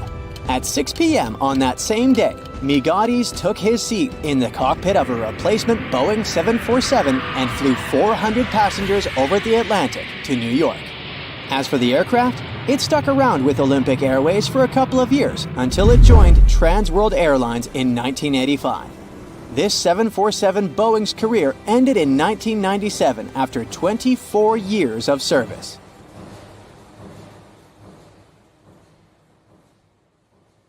Pan American Flight 6 was finishing an around-the-world trip with several stops on its way. On October 16, 1956, the Boeing 377 Stratocruiser, dubbed Sovereign of the Skies, left Honolulu and was heading for San Francisco. It was the flight's last leg, but no one could predict this phrase would turn out to be not just a figure of speech. The plane had to start its journey at 7:30 p.m., but some maintenance issues delayed boarding for almost an hour. The passengers were getting a bit impatient.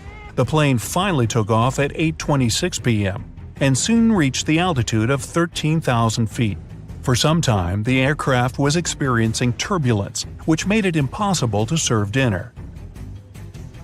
Several hours later, the lights were dimmed and the passengers stretched across empty seats preparing to have a peaceful sleep. Little did they know that sleep was the last thing they were going to get that night. At about 1 a.m., the cockpit crew got permission to climb to 21,000 feet, but once the aircraft reached the needed height, a terrible thing happened. At 1:20 a.m., one of the plane's engines started to overspeed. George Hacker, the first officer flying the plane, tried to deal with this problem by slowing the plane down. It didn't work out. This made Captain Richard Ogg cut off the oil supply to the engine altogether. After a while, the engine conked out, but its propeller kept windmilling in the airstream. It caused the aircraft to start losing precious fuel and seriously slowed down its speed. The plane was moving far too slowly now, just 174 miles per hour. It was also losing altitude at an alarming pace, at the rate of 1,000 feet per minute. The three remaining engines were struggling, trying to decrease the breakneck speed of the descent. At least, they were still functioning. It made the pilots feel somewhat hopeful. But all of a sudden, the captain noticed that the fourth engine started to fail. It was producing just a bit of power, even though it was working at full throttle. At 2:45 a.m., the unavoidable happened. The fourth engine started to backfire, and the pilots had to shut it down. Now the plane had only two working engines and was moving more and more slowly.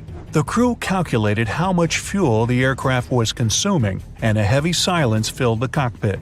The pilots had nothing to do but face the awful truth. The plane didn't have enough fuel to reach San Francisco. Neither could it return to Honolulu. Captain Ogg sent a radio message to the U.S. Coast Guard. PanAm 90943, Flight 6, declares an emergency over the Pacific. At that time, a Coast Guard cutter was always on patrol between Hawaii and the California coast.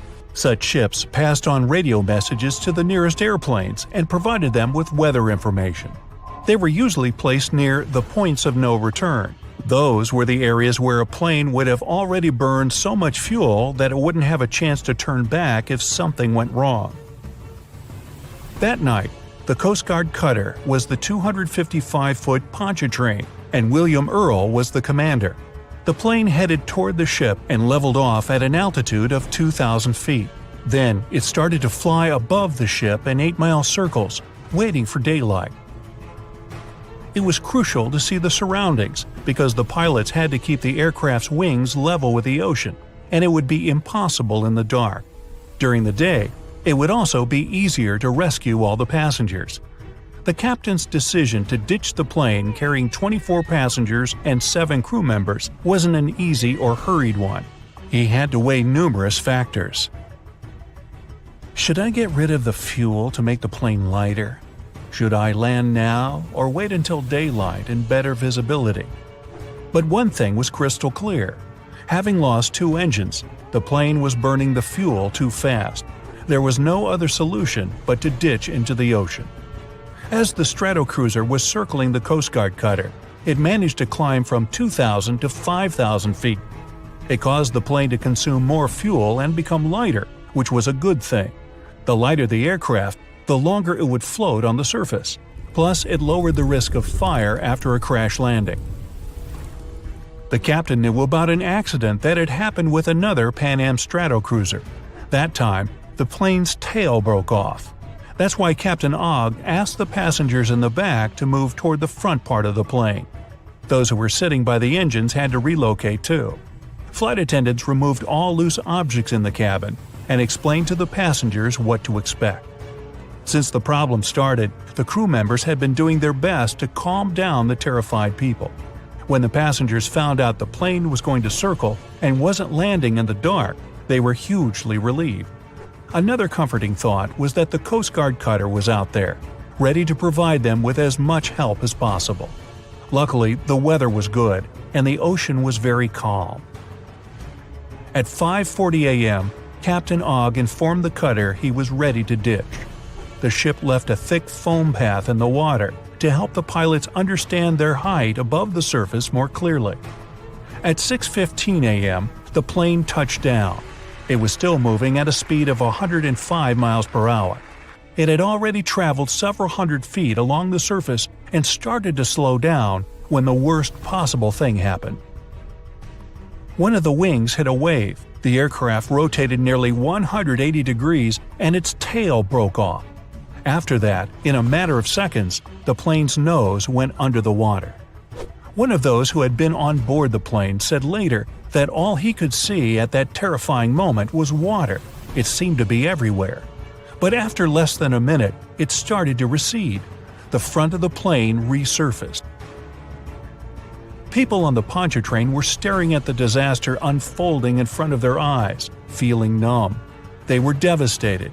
No one could possibly survive such a crash landing. But they were very, very wrong. All 31 people on board the plane were alive. Even more astonishingly, there had been just a couple of minor injuries. Once those on board the Pontchartrain realized the passengers and crew had survived, several rescue boats rushed toward the wreckage. Meanwhile, the captain and those passengers who had been assigned to help with the evacuation quickly deployed 3 life rafts. But when people started to climb on one of them, it became obvious the raft hadn't inflated properly. It started to sink. Luckily, the rescue boats were on time. They promptly transferred the passengers from the damaged raft to the cutter. At 6:35 a.m., the last piece of the wreckage vanished in the waves. By that time, all the people from the aircraft had already got to the safety of the Coast Guard ship. They stayed in the cutter's officers' quarters and reached San Francisco several days later. Pan American Flight 6 crash landing was the first accident when an airliner ditched into the ocean but managed to keep everyone on board safe. And the whole blood-curdling event was captured on camera. Life rafts bobbing by the plane's side, survivors being transferred to the rescue boats, the plane rapidly sinking and disappearing among waves. Sometime later, all the crew members got awards for tackling the emergency and keeping the passengers safe. Captain Richard Ogg was the first person to receive the Civilian Airmanship Award presented for the most outstanding skills and heroism. It only takes a moment for a routine flight to turn into a gripping survival story. In a world where a wrong button or an unexpected gust of wind can lead to a disaster, adhering to safety rules is crucial for everyone. From buckling seatbelts to raising window shades during landing. We got all these rules learning from our mistakes. Stay tuned to find out more. A flight had a crazy mid-air moment in 1993 when the pilot accidentally deployed the wing slats, the part on the leading edge of the wing. Now, the weather was fine, passengers were relaxed, everyone was doing what they wanted. Suddenly, they felt an unexpected jolt. Instantly, the autopilot disengaged. The captain started wrestling with the controls. The plane became wonky, pitching and rolling dramatically, resulting in a rapid descent of 5,000 feet. The vibration threw the cabin into total chaos, with passengers screaming in fear. The slats were only to be used during takeoffs and landings, not in midair. It was China Eastern Airlines Flight 583, cruising over the Pacific on its way from Shanghai to Los Angeles. The pilot declared an emergency and directed the plane to an Air Force base in Alaska. Out of the 255 people on board, 60 ended up in a hospital, and sadly, 2 didn't make it.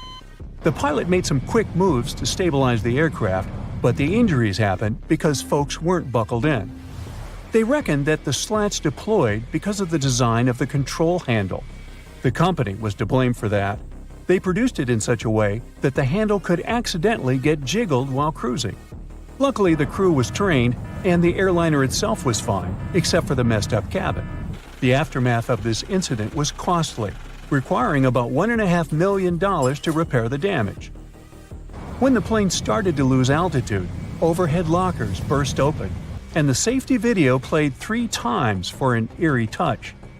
Once the aircraft steadied, flight attendants jumped into action, providing first aid, leaving empty kits scattered in the cabin. It turned out that the poorly designed slat control handle had caused 11 similar incidents before. The captain probably nudged it accidentally while fixing the speed controls. The lack of pilot training on high-altitude issues and the stall warning system made things worse. If the passengers had kept their seatbelts on, injuries would have been way less severe. This has been the case during many other accidents. You probably know this airplane announcement. Even when the seatbelt sign is off, buckle up when you're seated. Experts say it's a good call. While flying is safe, keeping that seatbelt on is smart because you might hit unexpected turbulence. It's about keeping you secure during that bumpy, jarring time, especially that sneaky one during stormy weather. Sarah Wilson, the president of the Association of Flight Attendants, thinks the seatbelt sign should be turned on throughout the entire journey. Predicting turbulence is like trying to guess the weather. It's not 100% accurate. Turbulence can happen anywhere. Aircraft are tough. They can handle really bad turbulence. The real risk is getting injured during turbulence, not planes falling apart. It's rare, but accidents still happen. In a dramatic episode in 2016, a pilot pulled off a superhero move, saving 439 lives. He was getting ready for takeoff in Shanghai. All of a sudden, another plane showed up on the runway in front of him. Reacting with lightning-fast speed, the pilot swiftly elevated his plane, narrowly avoiding a disaster. The pilot was awarded $360,000 for his remarkable skills. He missed the other plane by less than 67 feet, about the length of a semi-trailer truck. It turned out that the air traffic controllers and the landing crew had mixed things up. 2 controllers lost their licenses, and 13 others got in trouble. They say this incident was like a throwback to the Tenerife airport collision in 1977. Back then, 2 jumbo aircraft collided on a foggy runway. They didn't get lucky that time. The incident was a total disaster. Certain accidents in aviation history prevented others. With each crash, something crucial is upgraded. In 1956, 2 planes collided over the Grand Canyon, resulting in the tragic loss of 128 lives on board. This accident kick-started a $250 million air traffic control system enhancement. The Federal Aviation Agency also appeared in 1958 to keep an eye on air safety. Then, in 1986, a private plane accidentally entered the Los Angeles control area, colliding with another aircraft. This tragedy took 86 people's lives. In response, collision avoidance systems were introduced. In 1978, United Flight 173 faced a landing gear problem. This led to a crash that claimed 10 lives.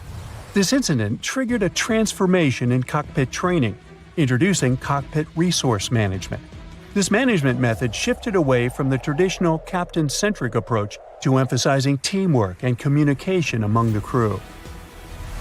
Another upgrade was about averting in-flight emergencies. In 1983, Air Canada Flight 797 had smoke in the rear lavatory, which led to an accident that took 23 lives.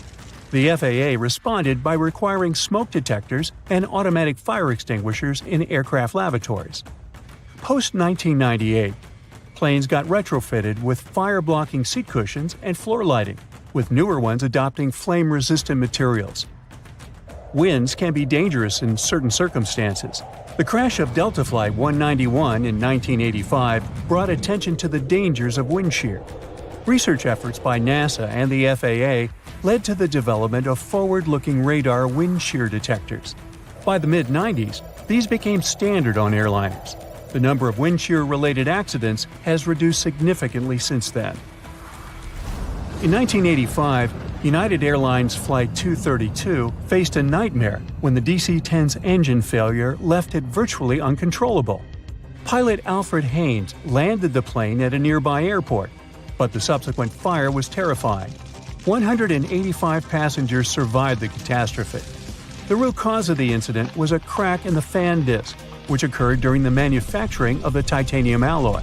This incident prompted the FAA to modify the hydraulic system, implement redundant safety systems in future aircraft, and revolutionize engine inspection protocols. In 1988, a big chunk of an Aloha flight's fuselage ripped off in mid-flight. In an instant, the cabin was torn open, leaving the passengers exposed to the open sky. Despite the chaos, the pilots managed a safe landing, with only one fatality. The NTSB found that corrosion and fatigue damage, which had accumulated over 89,000 flight cycles, had caused this accident. The plane had been used for short-hop pressurized flights between the Hawaiian Islands.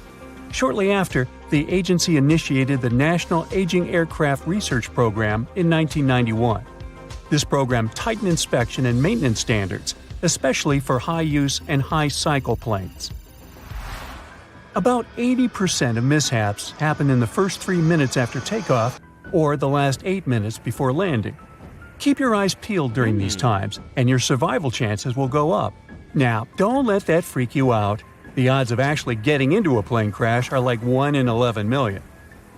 That's the same possibility as being struck by lightning in a given year in the United States. Planes, on the other hand, often get struck by lightning, but they're built to handle it. Each plane probably gets zapped about once every year or every 3,000 hours it's up in the sky.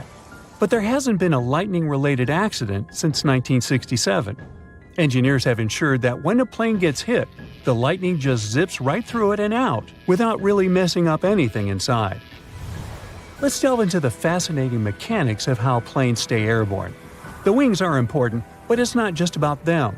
There are 4 forces at play: lift, thrust, drag, and weight. The little tails on the ends of wings are called winglets, and they help reduce air swirls, making the aircraft slicker and faster. There's a reason why lights dim when a plane lands at night. It prepares everyone for a quick evacuation, helping the eyes adjust to the dark should the landing go awry. You're in a bright room filled with obstacles, and suddenly the lights go out and you're asked to dash for the exit. Tricky. Flight attendants also ask you to raise those window shades during landing. In case of an emergency, they want you to be able to see what's outside and figure out if one side of the plane is better for a quick escape. If you're wondering where the safest spot in an airliner is, it's in the back.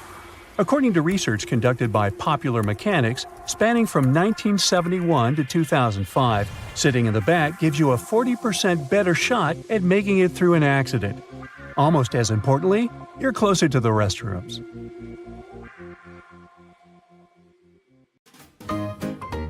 Her name is Lillian Boyer. Wait a minute, why is she standing on the wing of an airplane? Well, from 1921, Lillian made a living doing completely crazy mid-air stunts on planes. She really knew how to put on a good show, and she became famous all over the United States. But Lillian started her unusual career completely by accident. She was a regular 21-year-old waitress at a Chicago restaurant.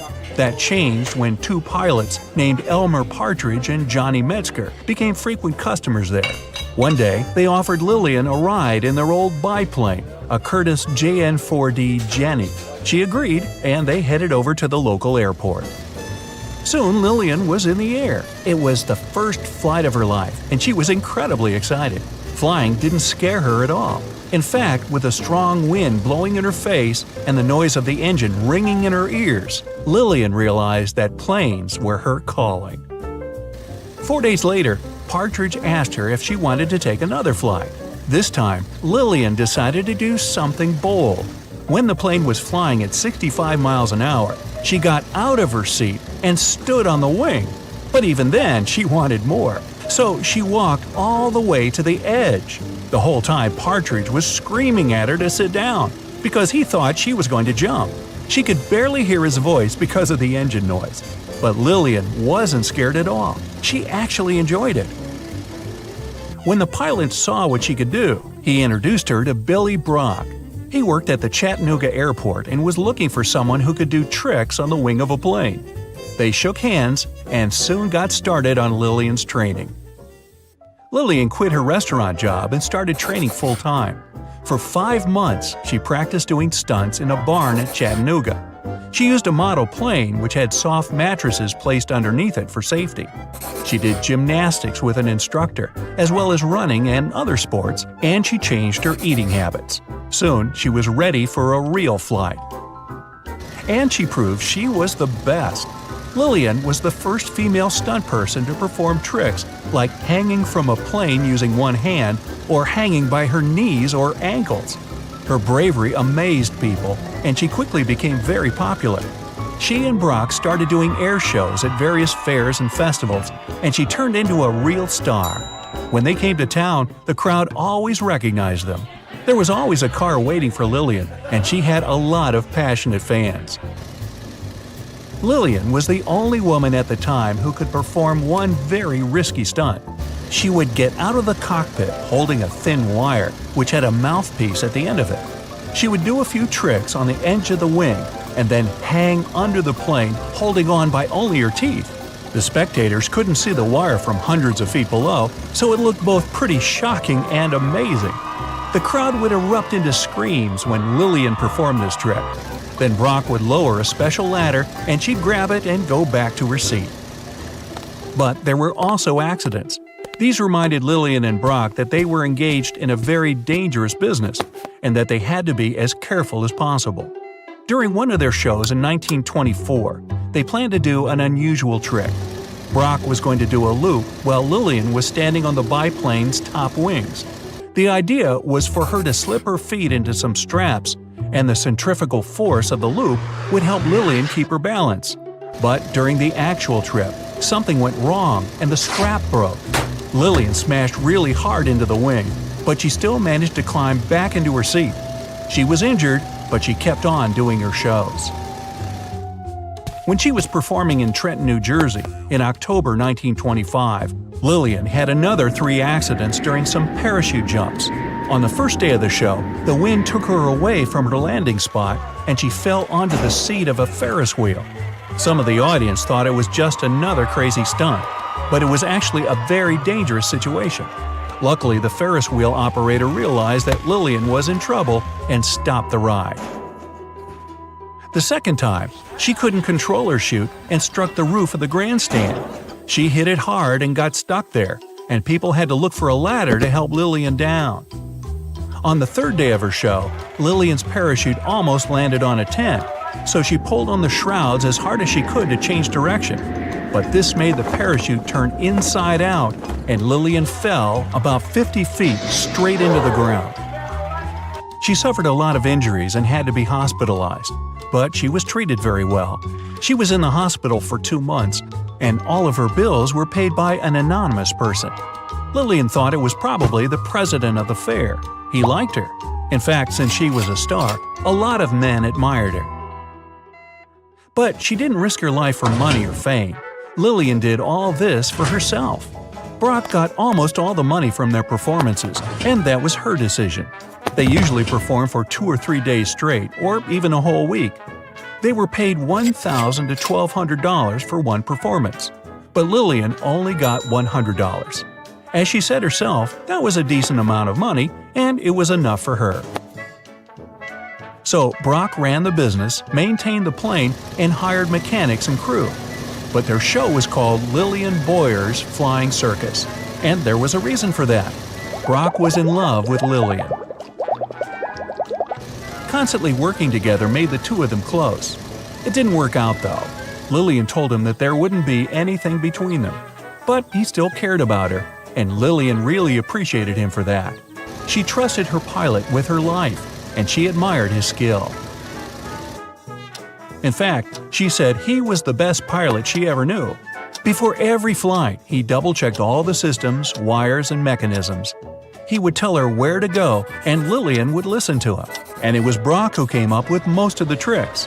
There was total trust between them, and they worked as one. After Brock passed away, Lillian kept doing stunts with another pilot, but she couldn't trust him like she had trusted Brock. One of her signature tricks was switching from a car to a plane, but she never did it with the new pilot. During her stunt career between 1921 and 1928, Lillian performed 352 shows in 41 U.S. states and Canada. She performed 143 changes from a car to a plane and made 37 parachute jumps. But in 1928, low-altitude flying was banned, and so dangerous stunts performed on the wings of airplanes became history. Almost half a century later, Lillian once again became a celebrity at the San Diego Aerospace Museum. An entire section of it was devoted to her incredible achievements. Lillian was the guest of honor at all the events there. One evening, she was given one of the most pleasant surprises of her life. It was a flight on a Boeing PT-17 biplane. This time, now in her 80s, Lillian didn't walk on the wings or perform dangerous stunts. But when she landed, she admitted that she really wanted to.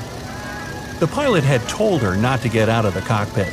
Plus, she couldn't trust him as much as she had trusted Brock.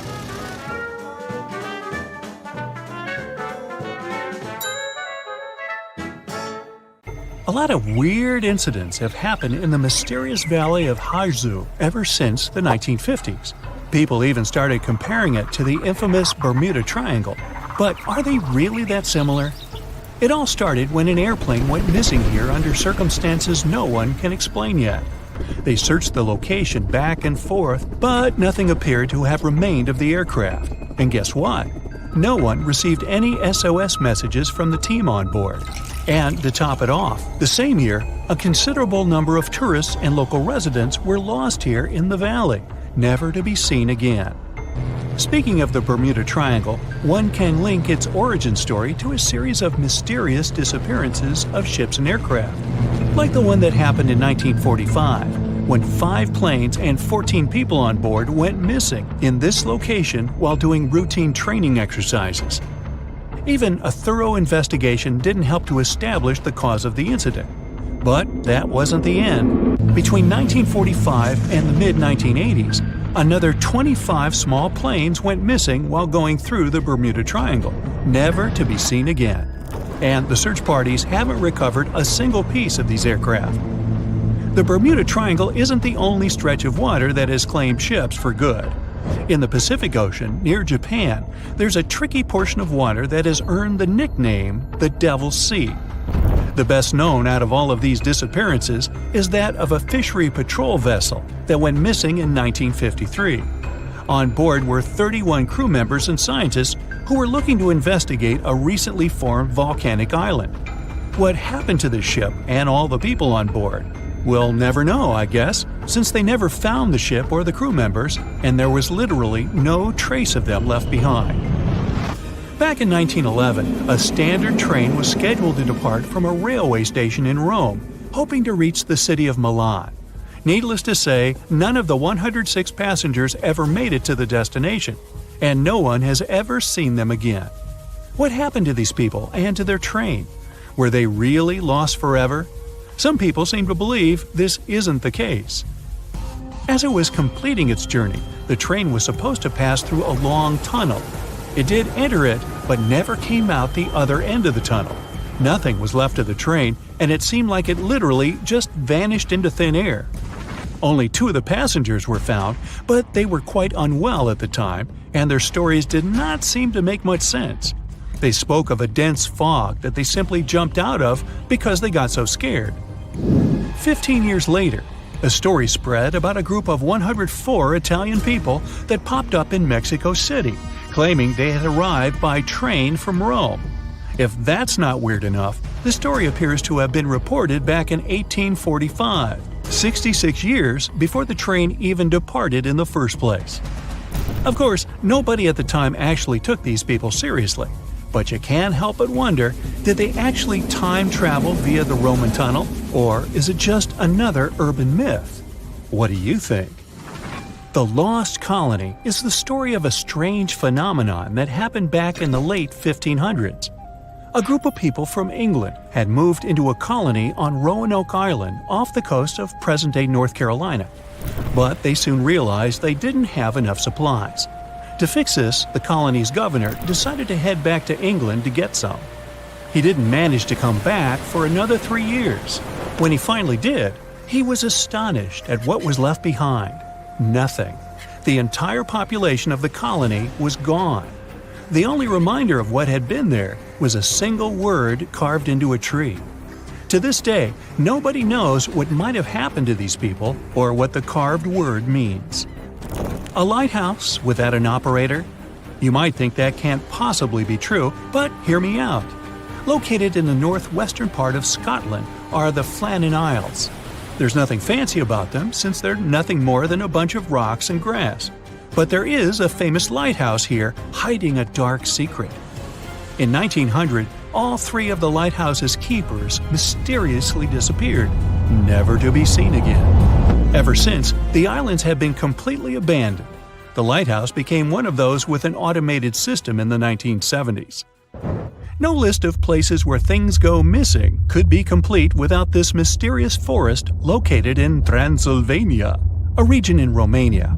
And no, it has nothing to do with the famous Count Dracula, if that's what you're thinking. It's called the Hoya Forest, and it's a place that has seen quite its share of unusual phenomena. Not only do people go missing here, but others have experienced all sorts of weird noises, from female voices to whispers. Some people claim to have time traveled between the spooky trees of the Hoya Forest. They say they had literally skipped a few hours before they went back. The Yellowhead Highway is a stretch of road located in British Columbia, Canada. One section of the road has received a lot of attention throughout the years, starting with the 1960s because of some mysterious disappearances. These events have earned it the nickname Highway of Tears. There is no reasonable explanation as to why people keep going missing here. What is more striking is that most of these people were young women. This triangular area that stretches above the desert and the Sierra Nevada mountains in the state of Nevada received quite a bit of attention because of a disappearance that happened back in 2007.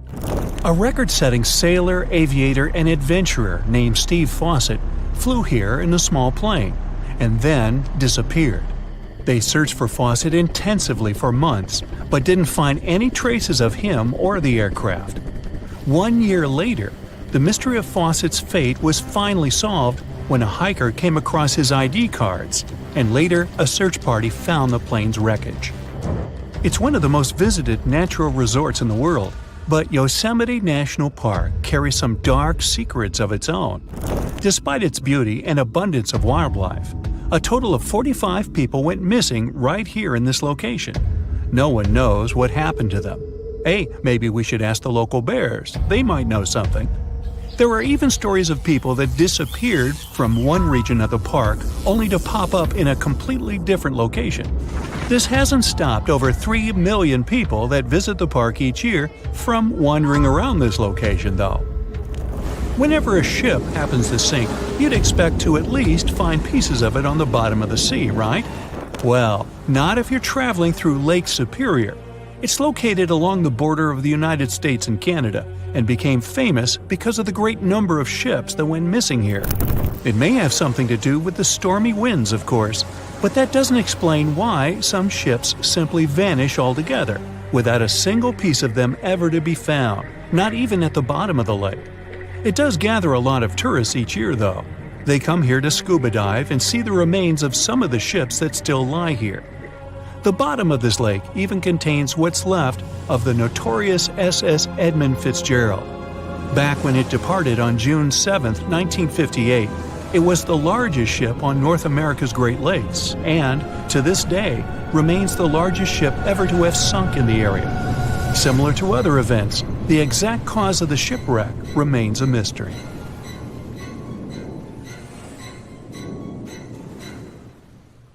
The moon shines brightly and illuminates the black water of the ocean. Thick fog descends on it in ominous silence. Then, it's suddenly broken by the creaking of wooden boards, followed by a rippling of the waves. Through the fog, you see the outline of an old, large ship. Its hull is rusty, and a strange cold is coming from it. But the most unsettling thing is that there's no one on the deck. The ship sails without a crew. No, this isn't a mythical Flying Dutchman, but a very real ghost ship. September 2nd, 2019. The British Royal Navy's ice patrol ship, called the HMS Protector, sails through the calm waters of the Atlantic Ocean. The time is 11 p.m. Some of the ship's crew are on deck, while others are sleeping in their cabins. The captain steers the ship and looks straight at the horizon. The sky is lit up by an orange twilight, and clouds float in the distance. Suddenly, against this beautiful landscape, one of the sailors notices the black silhouette of an unknown ship. The captain slows down and steers the ship a little closer to the mysterious vessel. This is an old cargo ship, 250 feet long. Attempts to contact the crew members lead to nothing. It seems the unknown boat is floating in the ocean by itself. There's no one on board, at least, no one alive. The deck of the ship creaks from rocking on the waves. The sun sinks below the horizon, and it gets dark. The ship looks terrifying. British sailors don't dare to climb on that strange deck. They take a photo, post it on the internet, and sail away. Many people on the internet will assume the sailors met a real ghost ship. 5 months later, we're in the village of Ballycotton in County Cork, Ireland. A local leaves the house early in the morning to go for a daily run. Music in his headphones, fresh cool air, and a scenic route are ideal conditions for a good workout. The jogger runs along the road on the coast of the Celtic Sea. There was a strong storm last night, and now the sea looks calm. The man runs along the top of a low cliff and notices a huge vessel. An old rusty cargo ship 250 feet long lies on the beach, right among the rocks. No people on board. It seems the ship has been here for ages, but the local is sure this vessel wasn't here yesterday. A little later, it turns out this is the same ship that the sailors from the HMS Protector saw 5 months ago, thousands of miles from this place. The cargo ship, called the Alta, was built in 1976. Nobody knows who used it all this time and for what purposes. It's only known that in 2017, the ship was purchased by a new owner and marked with the flag of Tanzania. It's important to say that almost all cargo ships are equipped with AIS, Automatic Identification System, which is needed to track ship movements in the ocean. Since 2015, something strange started happening with the Alta's AIS. The ship disappeared from the satellites, then reappeared again. Over the past few years, this ship had changed several names and flags. It's not surprising that its AIS shut off and turned on numerous times. It's said that some of those who disable AIS on their ships do so to hide outlaw activities. The ship's captain, whoever it was, clearly didn't want to show the Alta's movements. As AIS showed in 2017, the ship had sailed near Greek port cities. The Alta made 12 stops in 3 such cities in different parts of Greece. Then, the AIS signal disappeared, and 10 months later, the Alta reappeared near the northern coast of Africa, 1,200 miles from Greece. In September of 2018, the ship was sailing about 1,400 miles southeast of Bermuda, and at that time, the crew members started having problems. There were 10 people on board the Alta. On September 19th, the ship's engine failed right in the middle of the Atlantic Ocean. The nearest shore was very far away. The ship began to drift. As days passed, the crew couldn't fix the vessel. Food supplies were running low. The crew started to panic and tried to contact someone. The situation got worse as a strong hurricane was approaching the place where the ship broke down. Crew members contacted the U.S. Coast Guard. On October 2nd, a helicopter headed towards the ship. Food and water were unloaded on the Alta. This was enough for the crew to bide their time for several days. About a week later, a rescue boat sailed about 1,500 miles to reach the Alta and help the stranded sailors. Shortly before the start of the hurricane, American rescuers succeeded. The entire crew of the wrecked ship was taken to Puerto Rico.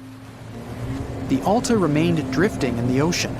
After a while, another ship arrived to tow it to the coast of Guyana. Then, something went wrong again. The ship was hijacked. Who did it and why remains a mystery to this day. But then, for some unknown reason, the thieves decided to abandon the ship and left it to drift in the ocean. For almost a year, the ship's location couldn't be tracked. Then, in September 2019, the vessel was found by the British Royal Navy. How the Alta was able to cover the distance across the Atlantic and wash up on the coast of Ireland is unknown. An investigation has been launched in Ireland. It's necessary to identify the owner of the vessel and find a responsible person to take on the task of towing it. But no one has since been found. Once, an unknown person called the Irish authorities and introduced themselves as the owner of the ship, but didn't provide any evidence. Several barrels of oil were found on board the Alta. To dismantle the ship, the Irish authorities will need to spend about 10 million euros. Local residents are annoyed by the wreck too. Corroding metal is bad for the environment, and kids have already snuck on board and posted a video on the internet from inside the abandoned ship. The further fate of the Alta remains unresolved. It's still lying there. That ship sailed in the ocean for just 2 years. Now imagine if some other managed to drift for 38. In all that time, no one could catch this ship, and people still seek it. That vessel is called the SS Bechimo. It was a merchant ship owned by a Canadian trading company. In 1931, the ship got stuck in ice off the coast of Alaska. A strong snowstorm began. The team waited a week for it to end, but the storm only intensified. One day, the weather improved a bit, and part of the team was evacuated to the nearest city. Another part of the crew, with the captain, set up camp near the ship. The storm started again and didn't stop for a long time. The blizzard was so heavy that the ship's captain couldn't see beyond his arm's reach. Finally, when the storm was over, the captain saw that the ship simply vanished. He decided the Bechimo sank during the storm. A week later, the ship was found, drifting near the place where it was lost. The hull of the ship was damaged so badly that it was unsafe to sail on it. The captain decided to abandon the ship. However, it didn't sink. For the next 38 years, it was drifting at various points along the Alaskan coast. Several times, people climbed on the ship, including native Alaskan residents and a group of researchers. Attempts to save the vessel from the sea ended in failure. The salvage operations were hampered by drifting ice and bad weather. The last time it was seen was in 1969. The ship was frozen and blocked by the ice. In 2006, the government created a special project to find the Bechimo. However, in all these years, the ship still hasn't been found. Its fate is unknown. It's likely that the ship has finally found peace and is now lying on the seabed of the Chukchi Sea. You've probably seen Hollywood movies where somehow a small hole opens up in the side of a plane and then immediately it's utter chaos. Food trays and bags flying, seatbelts barely holding passengers in place. Luckily, in reality, small damage to the fuselage won't cause such dramatic consequences. But would you believe me if I told you there was a pilot that managed to land a plane with half the roof torn completely off? Buckle up. At 1:25 p.m. on April 28, 1988, a 19-year-old Boeing 737 that belonged to Aloha Airlines left Hilo International Airport and headed for Honolulu. The plane was named after Queen Liliuokalani, who was the last sovereign monarch of the Kingdom of Hawaii. On that day, the aircraft already had 3 short flights from Honolulu to Hilo, Maui, and Kauai. Apologies to the people of Hawaii for any mispronounced names. Anyway, all the trips were regular and uneventful. The weather was calm, and it seemed like nothing could go wrong. The captain was experienced pilot Robert Schornsteimer, 44 years old, who had 6,700 flight hours in the Boeing 737. The first officer was Madeline Tompkins, 36 years old, who had flown more than 3,500 hours in the very same Boeing model. Early in the morning, still in Honolulu, the first officer had conducted the regular pre-flight inspection and announced that the plane was ready for the flight. At 11 a.m., the plane left Honolulu and headed for Maui and then to Hilo. When the plane arrived at the destination, the pilots didn't leave the cockpit or inspect the aircraft from the outside.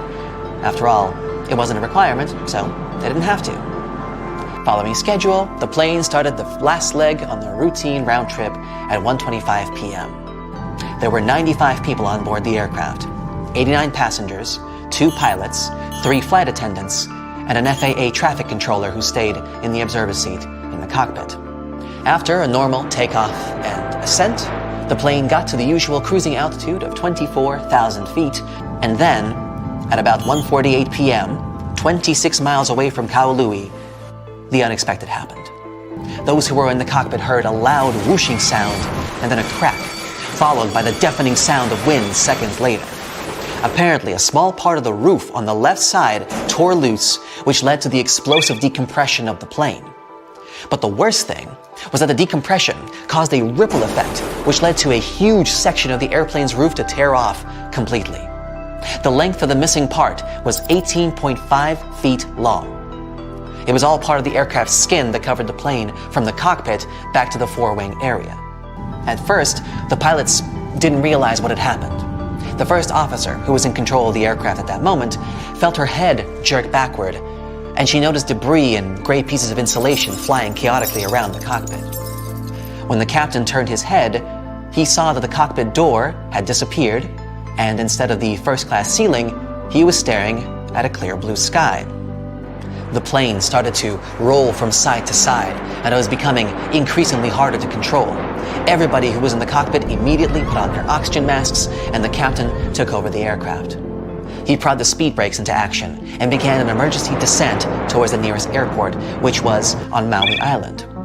Luckily, all the passengers were in their seats at the moment when the accident happened, and since the seatbelt sight was still on, everyone had their seatbelts fastened. However, all 3 flight attendants were standing along the aircraft aisle. The one who was the closest to the front of the plane was swept out through the hole in the roof. The other 2 were thrown to the floor by a forceful jerk. But while one of them hit her head really hard and lost consciousness, the other one started to crawl along the aisle in an attempt to help passengers and calm them down. At that same time, the pilots were trying to contact air traffic control and signal an emergency. To make matters worse, they couldn't hear each other and had to use gestures to communicate. They also didn't know whether the radio worked and whether they had managed to deliver their message. The flight controls were sluggish and loose, and the captain was struggling to control the plane. The first officer, right by his side, dealing with communication and assisting the captain. It turned out that the controller hadn't been receiving the crew's messages until the aircraft descended to the altitude of 14,000 feet. Only then did the signal get through, and Maui Tower started urgent preparations for an emergency landing. The problem was that at that time, in case of an emergency, the airport control tower had to dial 911 just like anyone else. On top of that, the controller didn't catch that the passengers and crew members would need medical help. After all, the crew only announced that they had experienced a rapid decompression, so the controller wasn't aware of the entire gravity of the situation. In the meantime, the plane had already dropped to a height of 10,000 feet above sea level. The captain removed his oxygen mask and withdrew the speed brakes. The plane was steadily descending toward runway 2 of Kahului Airport. Following the captain's command, the first officer lowered the landing gear, but the indicator light didn't come on. That could mean that either they had a bad light, or they had serious problems with the nose gear. But that wasn't the only problem. As the plane was approaching the runway, the left engine failed, and the aircraft started rocking and shaking. The captain made an attempt to restart the engine, but didn't succeed. And yet, still, with the help of the reverse thrust of the second, still working engine, at 1:58 p.m., just 10 minutes after the emergency and 35 minutes after the takeoff, Aloha Airlines Flight 243 did manage to touch down on the runway of Kahului Airport and come to a complete stop. Landing a plane with such a huge loss of integrity was an unprecedented feat. As soon as the plane stopped, the evacuation began. Everyone on the plane, except for the one flight attendant who had been pulled out of the plane, was alive, although 65 people were injured. Most people had been hurt by flying debris and torn pieces of fuselage. Unfortunately, since nobody on the ground had known how serious the situation was, no ambulances were waiting for the injured. The first one arrived 7 minutes after the plane landed, and there were only 2 ambulances on the entire island, which obviously couldn't fit all the people. That's why the passengers had to be transported to the hospital in several 15-passenger tour vans that belonged to the company Akamai Tours. Luckily, 2 Akamai drivers used to be paramedics, so they started to tend to the injured right on the runway. Meanwhile, airport mechanics, as well as office staff, drove the vans to the hospital, which was 3 miles away. Luckily, there were only 8 serious injuries, from which all of these passengers later recovered. As for the plane, it was damaged beyond repair and later dismantled right at the airport. The missing part of the roof disappeared and was never seen again. But what could cause such a terrible accident? The problem wasn't the age of the aircraft. 19 years isn't that old for a commercial plane, and it hadn't accumulated too many flight hours before the accident happened. But the 35,500 flight hours the plane had traveled included 89,680 takeoffs and landings, which are also called flight cycles. The reason for such a huge number was that the plane performed mostly short domestic flights between the islands. And this number exceeded the number of flight cycles the plane was designed for twice over. Besides, the plane traveled in a salty and humid environment, which also added to the wear and tear. Interestingly, during one interview that followed the accident, passenger Gail Yamamoto remembered that she had spotted a crack in the fuselage when she was boarding. Unfortunately, she was the only one who had seen the damage, and the woman hadn't thought that the crack was important enough to inform the crew. It's important to stress that these kinds of accidents are extremely rare these days. According to Harvard University, given all the steps and measures major airlines and airports take to ensure safety, the odds of you being in an airplane accident is roughly 1 in 1.2 million. That's a 0.0000083% chance. I don't know about you, but I like those odds. And even if something were to happen, like, for example, half the roof falling off, it's a great comfort to know that your trained pilots can still land the plane relatively safely. There are so many ways to make airplanes safer. For example, they could have ejector seats so that every passenger could be rescued. In reality, though, it's way more difficult than it sounds. If there were ejector seats, your trip would be very different. Everyone would have to be strapped into a seat with a harness to make sure they wouldn't fall out of it. Then you would have to wear an oxygen mask all throughout the flight. An emergency can occur at any time. Then, ejection in itself is a big pressure on your body. Even fighter pilots who are physically prepared can still suffer severe injuries. For an average person, this process wouldn't be safe. So, however cool it sounds, ejection seats aren't very practical and are actually quite dangerous. Okay, well, at least they could have a parachute for each passenger, but this wouldn't be very useful either. Parachutes only sound like they can save many lives. First, having them isn't efficient. They're very costly and heavy. So a plane would need to burn more fuel while flying if there were parachutes on board. It would all be worth it though if parachutes could make an actual difference to the safety of people, but they can't. Commercial planes aren't designed in a way that would make it safe to jump out of them, especially with a couple hundred people on board. Next, passengers aren't trained to use them. Imagine there's an emergency. The plane is falling, and 200 people are trying to deal with a parachute for the first time in their lives. It would be an absolute mess. Lastly, it's not safe to jump from the high altitudes planes fly at. So, oxygen masks, life vests, and boats are the best life-saving equipment, and every plane has those. You know those huge engines that they have under the wings? Yeah, look at them. They don't look safe at all. Birds can get pulled in, and it actually happens. They could at least put a grate in front of the rotating parts to prevent birds from getting in there. Turns out those engines pull inside huge amounts of air, and this is crucial for them to work properly. The more air gets swallowed, the more air gets compressed, mixed with fuel, and burned. And then, more of it gets pushed out from the other side, keeping the plane going. A cover at the front would be a barrier, significantly reducing the air inflow that is crucial for the proper work of the engines, and this would endanger the passengers. But hey, don't be too upset. Birds fly way lower than planes do, so they're only in danger for a few minutes at the beginning of the flight while the plane is climbing altitude, and at the very end when the plane is landing. So very few of them ever get pulled in, and if they do, it's never a threat to the engines or passenger safety. Planes also don't change up the gears like cars do, so technically they can't go backwards. The reason for this is that planes don't need to go backward. They can just turn around and move in the opposite direction, but face first. The only time when they need to move backward is when they have to get to the gate. And for those times, there's help. Pushback tractors. Those are small vehicles that can connect to airplanes and move them in the required direction. Watch out for those next time you fly. But technically speaking, planes can go backward if the engines start pushing the air forward instead of backward. But this is very dangerous for everyone around. One of the very few cases when they do it is during landing, to help slow the airplane down. There are cameras on the outside that let pilots navigate taxiways better.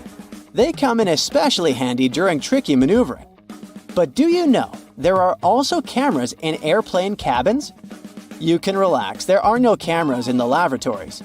But yes, they are there in the cabin, and for security reasons only. Flight attendants monitor them to see what's not visible from their own seats. Of course, flight attendants can check everything just by walking down the cabin, and that's exactly what they do most of the time. So, cameras are mostly used during takeoff and landing, when everyone, including flight attendants, is supposed to sit down, as those are the most dangerous stages of a flight. Notice that it's exactly during these stages that the rules are particularly strict. All electronic devices should be turned off or put on airplane mode, and big electronic devices should be stored away. Window blinds should be raised and tables folded. Seats should be put in the upright position. You need to have your seatbelt fastened, and so on. This is all done for safety and to ensure fast evacuation in case of emergency. So let's discuss these rules. Airplane mode on electronic devices is important to make sure that the signals that devices transmit don't interfere with the plane's electronic systems.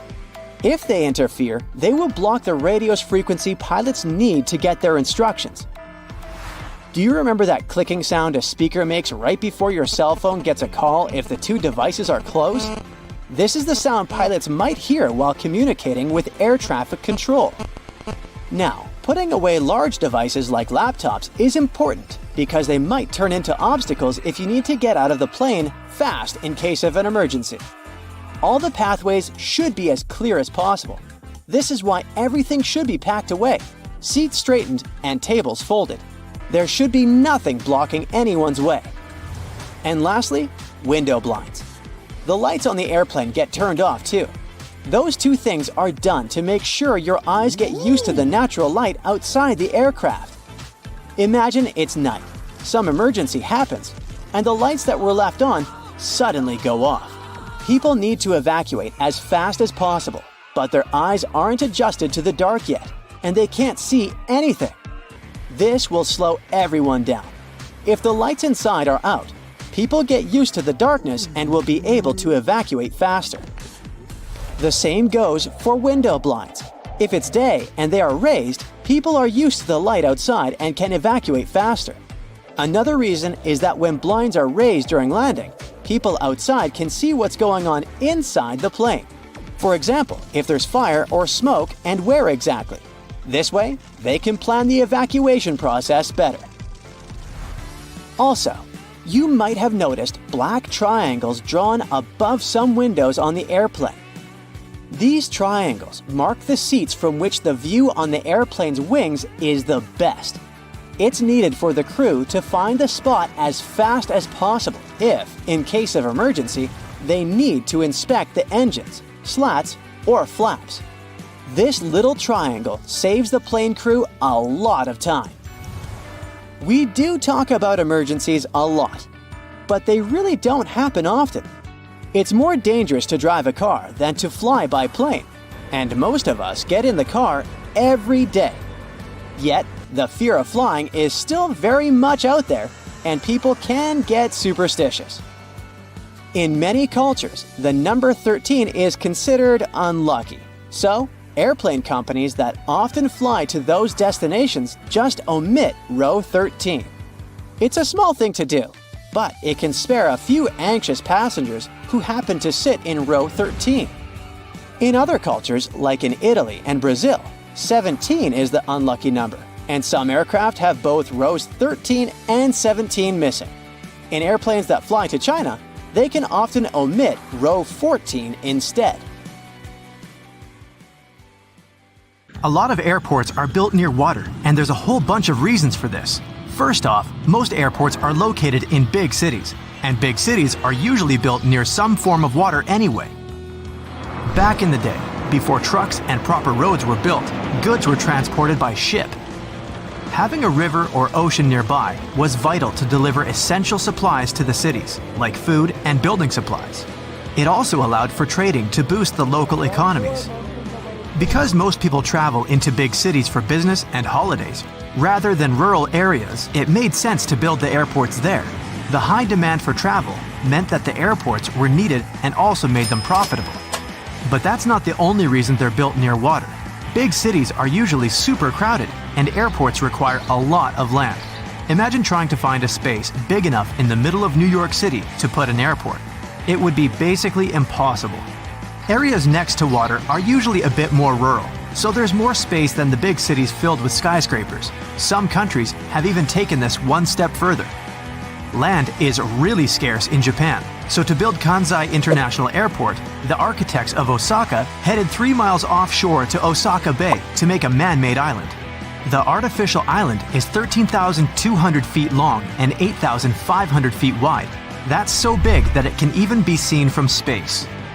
It took a whopping 38 months to complete, and travelers can get across to the main island of Honshu via car, railroad, or high-speed ferry. Kansai International Airport opened in 1994 and became the world's first airport to be built on the sea. Despite its location, it has the longest airport terminal in the world with a length of just under 1 mile. Airplanes also can't have any obstacles around them when landing. It would be really difficult to try landing a plane with obstructions. These include trees, mountains, buildings, and power lines. Over water, nothing will restrict planes from taking off or landing, making it much safer. On mountainous islands, runways are often parallel to the ocean, as the mountains are inland, just like in the Gran Canaria Airport located on one of the Canary Islands. It also links to safety reasons. If a plane has to cancel a runway landing and go back around again, there must be enough room for it to do this safely without hitting anything. It's also got to be able to climb back up into the air at a safe angle to avoid causing problems for the passengers inside. Reaching this safe altitude is much easier, quicker, and safer by the sea, compared to big cities or mountainous areas. Speaking of failed landings, pilots are trained to deal with engine failure on takeoff. If a plane reaches the right speed for takeoff, it has to leave the runway, even if the engine fails. But don't worry, planes can still fly with only one engine. It just requires a bit more effort. Because of the reduced capacity, it takes longer to reach the right altitude, and more space is required for takeoff. Taking off towards the ocean makes it easier to climb to a safe altitude without worrying about colliding with any obstacles. Another reason for airports being built at water level is that the higher up we go, the thinner the air becomes. It causes the thrust of the engines to decrease, as well as the lift produced by the wings. Setting off from higher areas means it's more difficult for the planes to take off. In terms of money, this would mean building longer runways, which would cost more, and no one wants that. This also means the planes require less fuel as they don't burn as much energy on takeoff, and there's less noise made as the planes don't have to work as hard. But despite this making the planes less noisy, airports are going to have pretty high noise levels. Imagine hearing planes zooming over your house while you're trying to get sleep at night. This is a key reason why airports are usually built on the coast, far away from any residential areas, as fish aren't generally known to file noise complaints. In some countries, airports actually have to provide upgrades for nearby houses that will be affected by the noise. Germany is one of these countries, and they do everything from improving roofs to adding wall insulation to cover all that noise. Building by the coast means that they don't have to pay up for all these expensive upgrades, which saves the airport lots of cash. Coastal areas also have weather advantages for flying. Sea breezes are steady winds that blow from the water to the land. Planes mostly land and take off with the wind, making it the perfect place to build an airport as there'll be no delays caused by unexpected strong winds. But while the sea breezes that come in spring and summer are great, areas near water can be prone to fog during fall and winter, so this part has its pros and cons. But not every airport is on the coast, as it does also pose a number of issues too. One of the biggest is birds. Our feathered friends love the coast because of all the yummy fish, but they can cause big problems for pilots. But airports manage to get around this using scare tactics. Birds don't really enjoy noise, and planes aren't the quietest of things. Airports also make loud bangs and even train hawks to take down birds that are in the way. The most obvious risk of building close to the sea, though, is flooding. Airports cost crazy amounts of money to build, and planes aren't cheap either. Back in 2018, Kansai Airport was flooded by Typhoon Jebi. They had to cancel all operations for 2 days, and the water was so high that it damaged the engines of the planes. While coastal airports put measures in place to protect against flooding, it's pretty difficult to save everything from a typhoon. With rising sea levels and an increase in extreme weather, these floodings are also looking more and more likely to happen. A quarter of the world's 100 busiest airports are less than 32 feet above sea level, and 12 of those, including New York, San Francisco, and Shanghai, are less than 16 feet. Yikes! All that water poses another problem. If planes overshoot the runway, they have nowhere to go.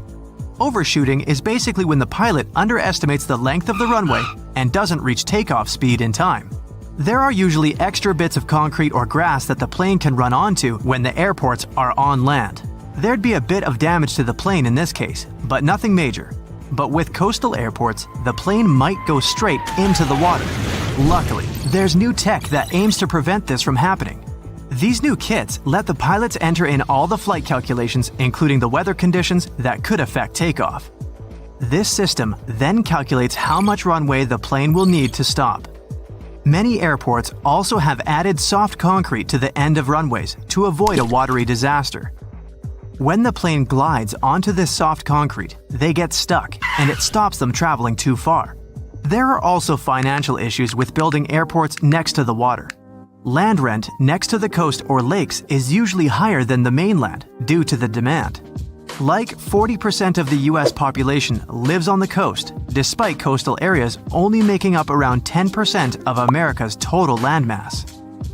Airports require flat land to be built on, but this isn't always easy to find, and coastal land can pose particular problems due to sand conditions on marshland. But this doesn't mean it's not possible. One of the world's most famous airports, New York's JFK, was built on marshland. The land was a lot cheaper than usual, and marshland can't really be used for a lot. Of course, it can cost a lot of money to make the ground suitable to carry heavy loads, but this was all sorted. Finding such a big area close to one of the world's most famous cities was a very rare find, even if it was marshland. The Himalayas have some of the highest peaks in the world, including Mount Everest. But it's no surprise airplanes find it difficult to navigate the area. But why are commercial airplanes actually banned from flying there? For starters, these mountains have an average height of more than 20,000 feet. Mount Everest, the highest mountain in the entire world, stands at 29,037 feet high above sea level. The area is rough, filled with snow, and has almost no flat surfaces. In case of sudden cabin depressurization, it would be really difficult to perform an emergency landing, since there's literally no flat area there. More so, the low oxygen environment at such an altitude means there's likely to be a lot of turbulence. Not only is it really unpleasant for passengers, but random air movements and high wind velocity means that it's really difficult to maneuver the airplane. This area is also quite low populated, so there's not much there in terms of radar systems. And radar is crucial for aviation safety. Without radars, pilots would be unable to communicate with the ground to figure out flight conditions. It can also get so cold up there that jet fuel might completely freeze. Sure, the fuels used in airplanes usually freeze at around -50 degrees Fahrenheit, but it may be possible above Everest. The lowest temperature was recorded there back in December 2004, when thermometers showed a staggering -44 degrees Fahrenheit. So, no wonder pilots don't want to ever take that risk, especially on a commercial flight. Among the few airports located in the Himalayas, there's one considered to be the most challenging to land in the world. Only 8 pilots on the planet are certified to do it. It's called Paro International Airport, and it's located in Bhutan, a landlocked country in the eastern Himalayas. First, landing there is so dangerous because you're literally flying through some of the world's tallest mountain peaks. Not to mention that those 8 pilots also have to consider strong winds. Despite the challenges, they do manage to safely land over 30,000 people each year. Moving further, there's no radar there to guide the pilots, so they need to maneuver the aircraft entirely in manual mode. The pilots need to track their movements based on specific visual landmark checkpoints as they approach the runway. Moreover, flights are only allowed there during daylight hours and under good visibility. These pilots also need to watch out for utility poles and roofs on the hillsides too. It means they often squeeze their planes between mountain peaks at 45-degree angles before dropping quickly onto the runway. No wonder only 2 airlines fly to Paro International Airport. Apart from these commercial pilots, there are specially trained helicopter rescue pilots who spend most of their career at 20,000 feet in the sky. Most of the time, they partner with equally experienced climbers who train by crossing the Khumbu Icefall. It's dubbed the most dangerous square mile on the planet. Made up of ice pillars as tall as a 6-story building, this huge stretch of the glacier on Everest's western side is filled with bottomless ice holes. It takes between 4 to 12 hours to get from one edge of the icefall to the other, depending on the experience of the climber. You may think it's a pretty serene location since you're literally only surrounded by ice and snow, but these local professionals claim otherwise. One Everest veteran said that the noise was actually the worst part of the job. The mountain produces awful squeaking sounds and sometimes even sighs. It often makes people feel like it's talking to them, warning them about the treacherous environment. Mount Everest isn't the only no-fly zone in the world. Surprisingly, Disney parks are also part of this exclusive club. So you won't ever be able to look out of your plane window and see the beauty of fairy tale castles from up above. In recent years, a lot of crowded tourist attractions, including Disney parks, have increased their security measures to make sure their visitors are as safe as possible. As such, no aircraft is allowed to fly within 3,000 feet of Disneyland in California or Walt Disney World in Florida. It was initially a temporary ban, but this rule became permanent back in 2003. Some other places don't have planes flying over them because of their historical importance, like Machu Picchu, located in the Peruvian Andes Mountains. There's also a large number of rare wildlife species and plants that grow exclusively in this area. It's crucial that they're protected as well as possible. What does it have to do with planes not flying over that area? Firstly, it reduces the volume of harmful chemicals in the area. Secondly, if a plane ever needed to perform an emergency landing in this location, it'd cause irreversible damage to buildings and wildlife. Surprisingly, planes can fly over the Greek Parthenon in Athens, but with one condition: not to get closer than 5,000 feet above it. This way, the historical building is kept a bit more protected from any emergency landings, since there are specially designated areas around it. You won't be able to see the Taj Mahal from above either, since it's one of the most important, oldest, and most beautiful pieces of architecture in the world. It also needs added security features. This building dates back to the 1600s. UNESCO announced it a World Heritage Site in 1983. The Indian authorities set up a no-fly zone above it in 2006. They did it to safeguard not only the building itself, but also the crowds of tourists that come there each year, 7 to 8 million people. Buckingham Palace is well known for being the residence of British monarchs. So, for the Queen's security, a no-fly zone was set up here too. Planes aren't allowed to fly over Windsor Castle either, to make sure the royal family is equally protected. Other important British buildings with no-fly zones include Number 10 Downing Street, the British Prime Minister's official residence and office, and the Houses of Parliament. George Washington's home in Mount Vernon, Virginia, can only have planes flying above it at more than 1,500 feet.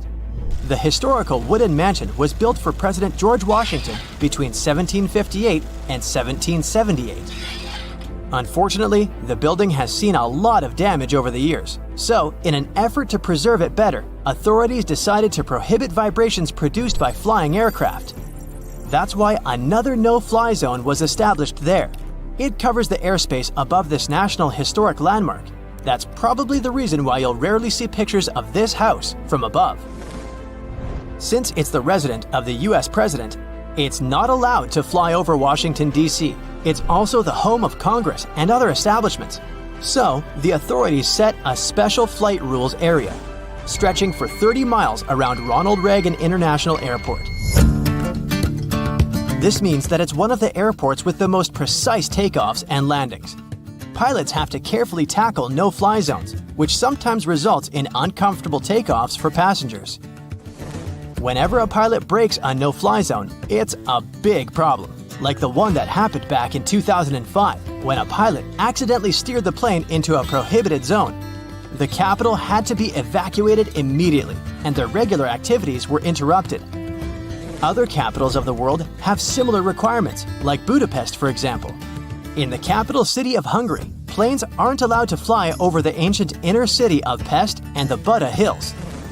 Almost all air traffic is generally prohibited above Paris too, with some exceptions. Aircrafts flying no lower than 6,500 feet.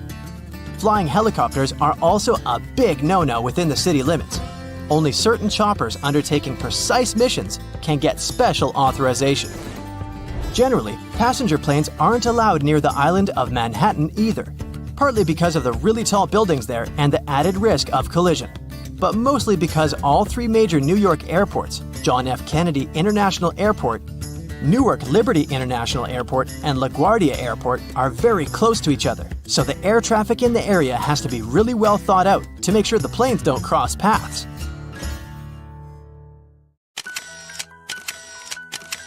At the beginning of the 20th century, somewhere off the coast of West Africa, a German steamship was leaving the port. Suddenly, the weather got worse, and the vessel entered a thick fog. The sailors ran aground on a sandbank close to the shore. Luckily, no one was hurt, and they were even able to save their precious cargo. But the ship was stuck in the sand for good. And it was not alone there. Nearly the entire length of the western coast of Namibia is called Skeleton Coast. If the name sounds scary, that's because it is. This 976-mile-long beach line is among the most dangerous places on Earth. The local Bushman tribes believe that their supreme deity made this land when it was angry.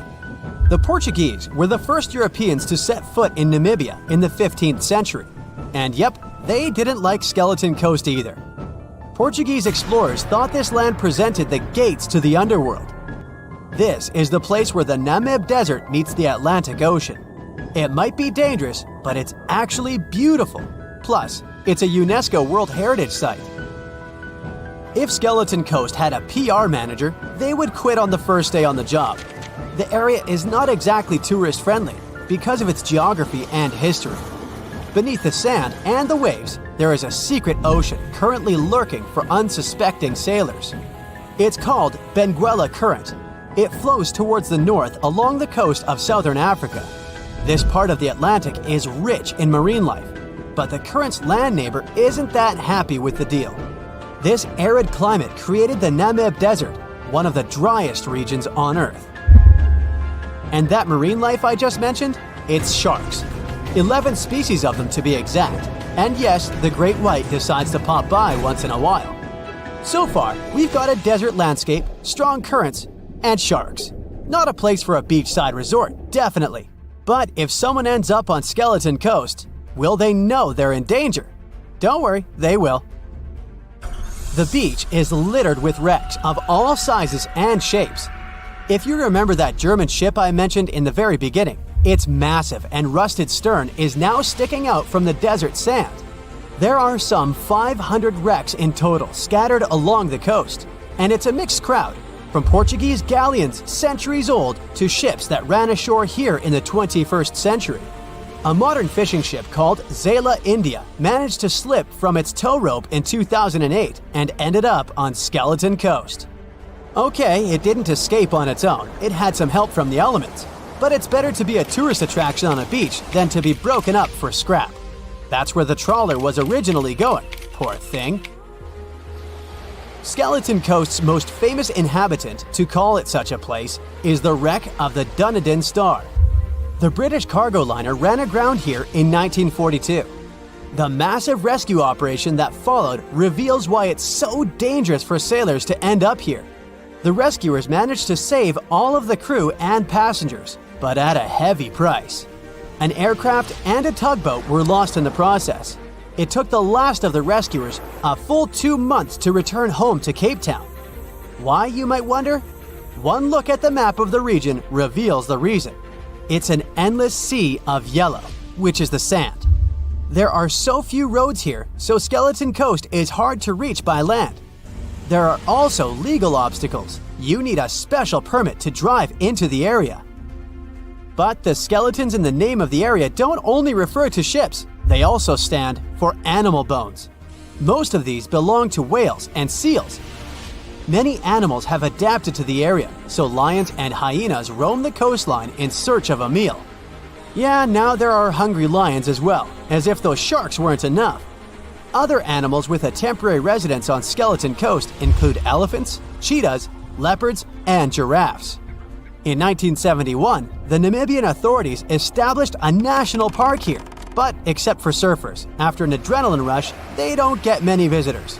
You can understand why. The Namib Desert is the oldest desert in the world, and it's not very tourist-friendly either. Those who travel to the region should pack sunscreen and a warm winter jacket. A weird combo, right? Well, not so much when you think that during the day, temperatures soar over 110 degrees Fahrenheit. At night, the air temperature drops below freezing. What a climate roller coaster! And that's not the final danger. Yep, there's more.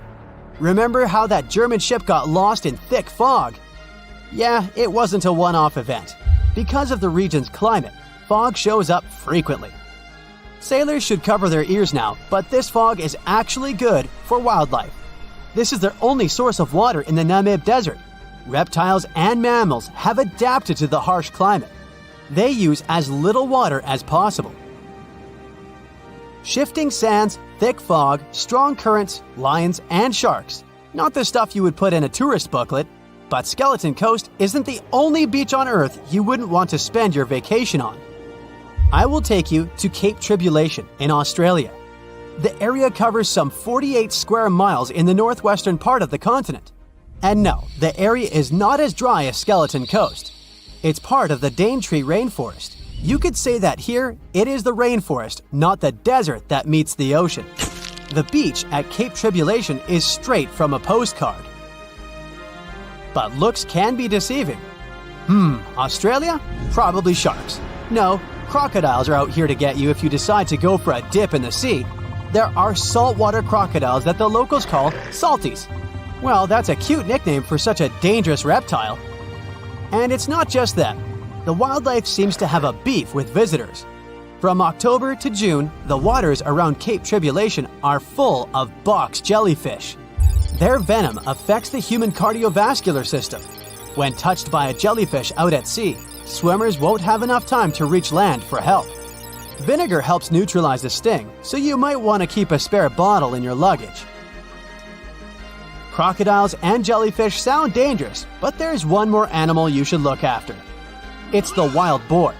It might sound funny, but you won't laugh when you're being chased by one of these across the beach. 21 million wild boars live in Australia. They're mostly active at night, making it even more dangerous if they charge at you. The best defense is running in circles. Wild boars can't cut corners well. That's probably why we don't see many of them taking up careers as race drivers. Cape Tribulation has one last danger installed for you, and it's not an animal. Out here, even the trees are plotting against visitors. The stinging tree got its name for a reason. If you try to pick one of its beautiful red berries, it'll fight back. Its prickles are like tiny glass shards. The less than pleasant effect on your skin will last for a month. Then there is this wait a while bush. Who keeps naming them like this? This long vine has spikes that grab hold and just don't let go. They are so strong they can pull a human off a horse. You'll have to wait for someone to come by and save you from this thorny grabber. If you are about to cross this Australian beach from the vacation list, hold on for a second. Tourism is booming here. The local authorities have restricted access to all of the danger zones. Visitors go swimming in dreamy water holes that are surrounded by lush vegetation. There are even ropes to swing from. Now, that's a beach you can finally relax on. The voyage started just like any other. The cargo ship SS Cotopaxi is making another journey to Havana, Cuba to deliver coal. It's November 29, 1925. For Captain Meyer and his crew, leaving Charleston Port, South Carolina, it will be the last trip the ship ever makes. Its route ran through the Bermuda Triangle. 2 days into the trip, the Cotopaxi sent out a distress signal. It had got caught up in a strong tropical storm and turned over on its side. The wind was very strong and there was powerful lightning as well.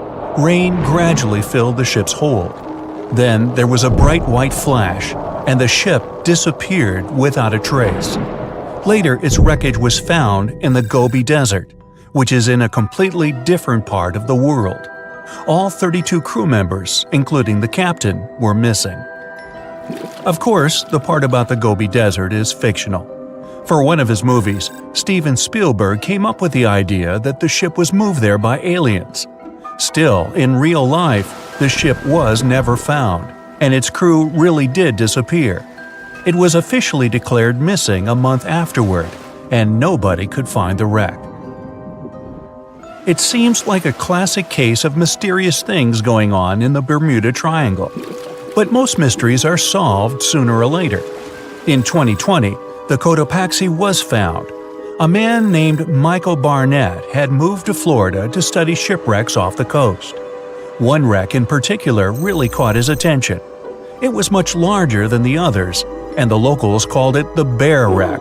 It was about 40 miles from St. Augustine in northern Florida, but no one had ever managed to identify the rusty hull.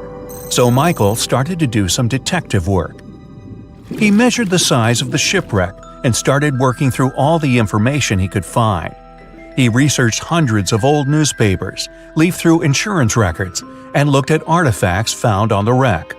After hundreds of hours of hard work, Michael was sure it was the Cotopaxi.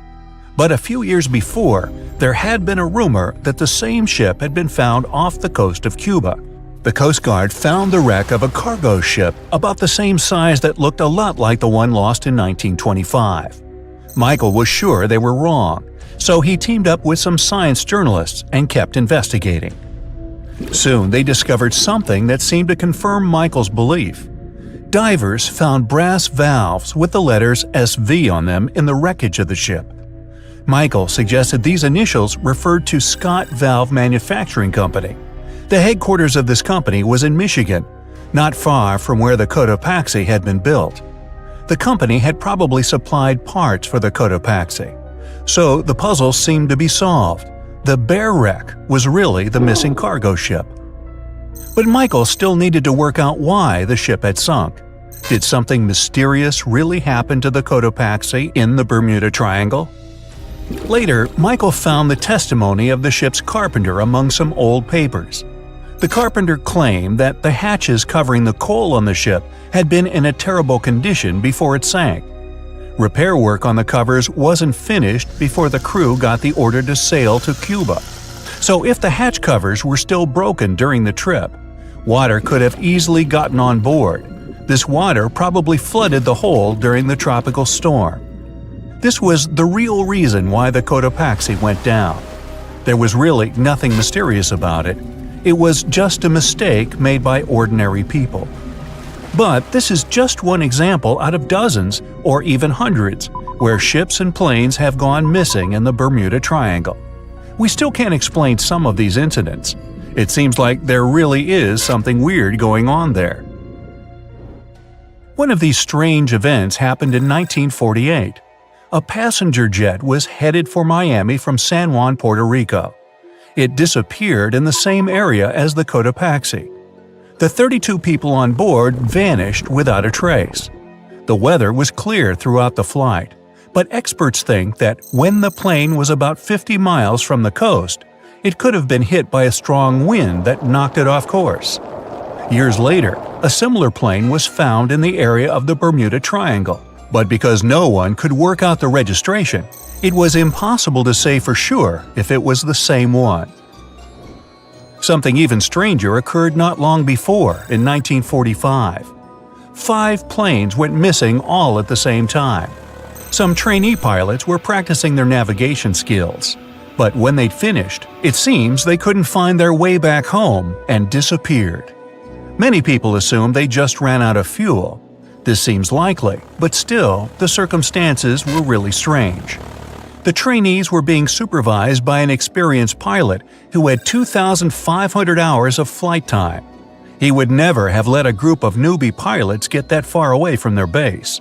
Even now, people still debate what could have happened. Some insist the pilots ran into something supernatural out there in the Bermuda Triangle. But who knows? And here's another freaky thing that happened there which no expert has been able to explain: time travel. In 1970, Bruce Gurnon was flying a plane from Andros Island to the Florida coast. When he was at 11,500 feet, a giant cloud appeared in front of him. It kept getting bigger and bigger, and he had no choice but to fly through it. As soon as he did, the plane was surrounded by darkness. It was as if the day had turned to night in a split second. Suddenly, Bruce began to see white flashes of light around him. They were so bright that they lit up the entire sky. But they weren't lightning bolts, although he couldn't really explain what they were. The plane continued through the strange cloud for almost a half an hour. Bruce noticed that the cloud changed shape during this time. The space around the plane turned into a tunnel. Then the tunnel started narrowing. Bruce became really tense as he tried to cope with the plane's controls. All his instruments and navigation equipment were going crazy, and the electronics stopped working. Then, a white light appeared at the end of the tunnel. Just like in the movies, the plane escaped the closing cloud tunnel at the very last second. Everything was fine, but now Bruce found himself in some white fog. He had no idea where he was. Then he managed to contact ground control. He was shocked when he learned that his plane was already in the airspace above Miami. It seemed that something impossible had happened. Bruce was meant to cover a distance of about 250 miles during the flight. This usually took 1.5 hours, but he had managed it in just 47 minutes, almost 2 times faster than normal. When Bruce landed, he went to check the amount of fuel left in the tank. It turned out he'd used up a lot less than the normal amount of fuel as well. Could there be a logical explanation for the time-traveling plane? Well, records show that a large number of sunspots were detected on the surface of the sun that day, and there was a strong solar wind. This could easily have made the electronics and devices on the plane go crazy. But what about the mysterious cloud? The Florida coast is a place where 2 large air currents meet. One has a high pressure and the other is a low pressure one. This causes a lot of storm clouds in the area. But people still debate how Bruce was able to cover the distance so quickly. Some people say that some kind of mysterious dark energy was involved. Others say it was a gravitational anomaly that curves space and time. Others think that Bruce is just a fraud. We still don't know the truth. So, is there really something supernatural about the Bermuda Triangle? Or is it all just coincidences and made-up stories? The truth is that no more planes and ships disappear in the Bermuda